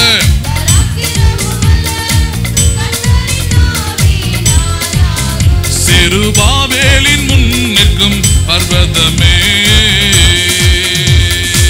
கர்மேலின் மலை மீது எலியாவை போல நான் கர்மேலின் மலை மீது எலியாவை போல நான் ஆவியில் நிறைந்து ஜெபித்திடும் போது அக்கினியால் அதில் அனுப்பிடுவேன் ஆவியில் நிறைந்து ஜெபித்திடும் போது அக்கினியால் அதில் செருபாபேலின் முன் நிற்கும் பர்வதமே எலும்புகள் பள்ளத்தாக்கில் எசேக்கியேல் போல நான் எலும்புகள் பள்ளத்தாக்கில் எசேக்கியேல் போல நான் ஆவியில் நிறைந்து தீர்க்கமாய் உரைத்தால் எலும்புகள் சேனையாய் எழும்பிடுமே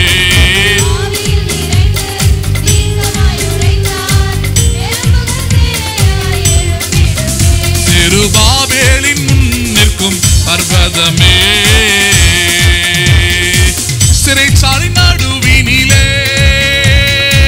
பவுலை போல நான் சிறைச்சாலையின் நடுவிலே பவுலை போலவே நான் ஆவியில் நிறைந்து ஆராதிக்கும் போது கட்டுகள் எல்லாம் உடைந்து விடும் ஆவியில் நிறைந்து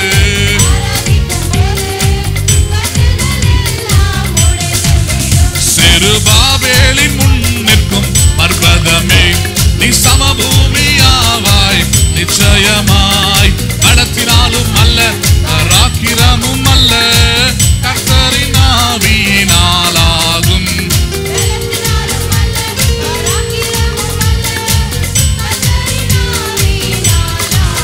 ஓ பலத்தினாலும் அல்ல பராக்கிரமும் அல்ல கர்த்தரின் ஆவியின் ஓ பலத்தினாலும் அல்ல பராக்கிரமும் அல்ல கர்த்தரின் ஆவியினாலாகும் செருபாபேலின் முன் நிற்கும் பர்வதமே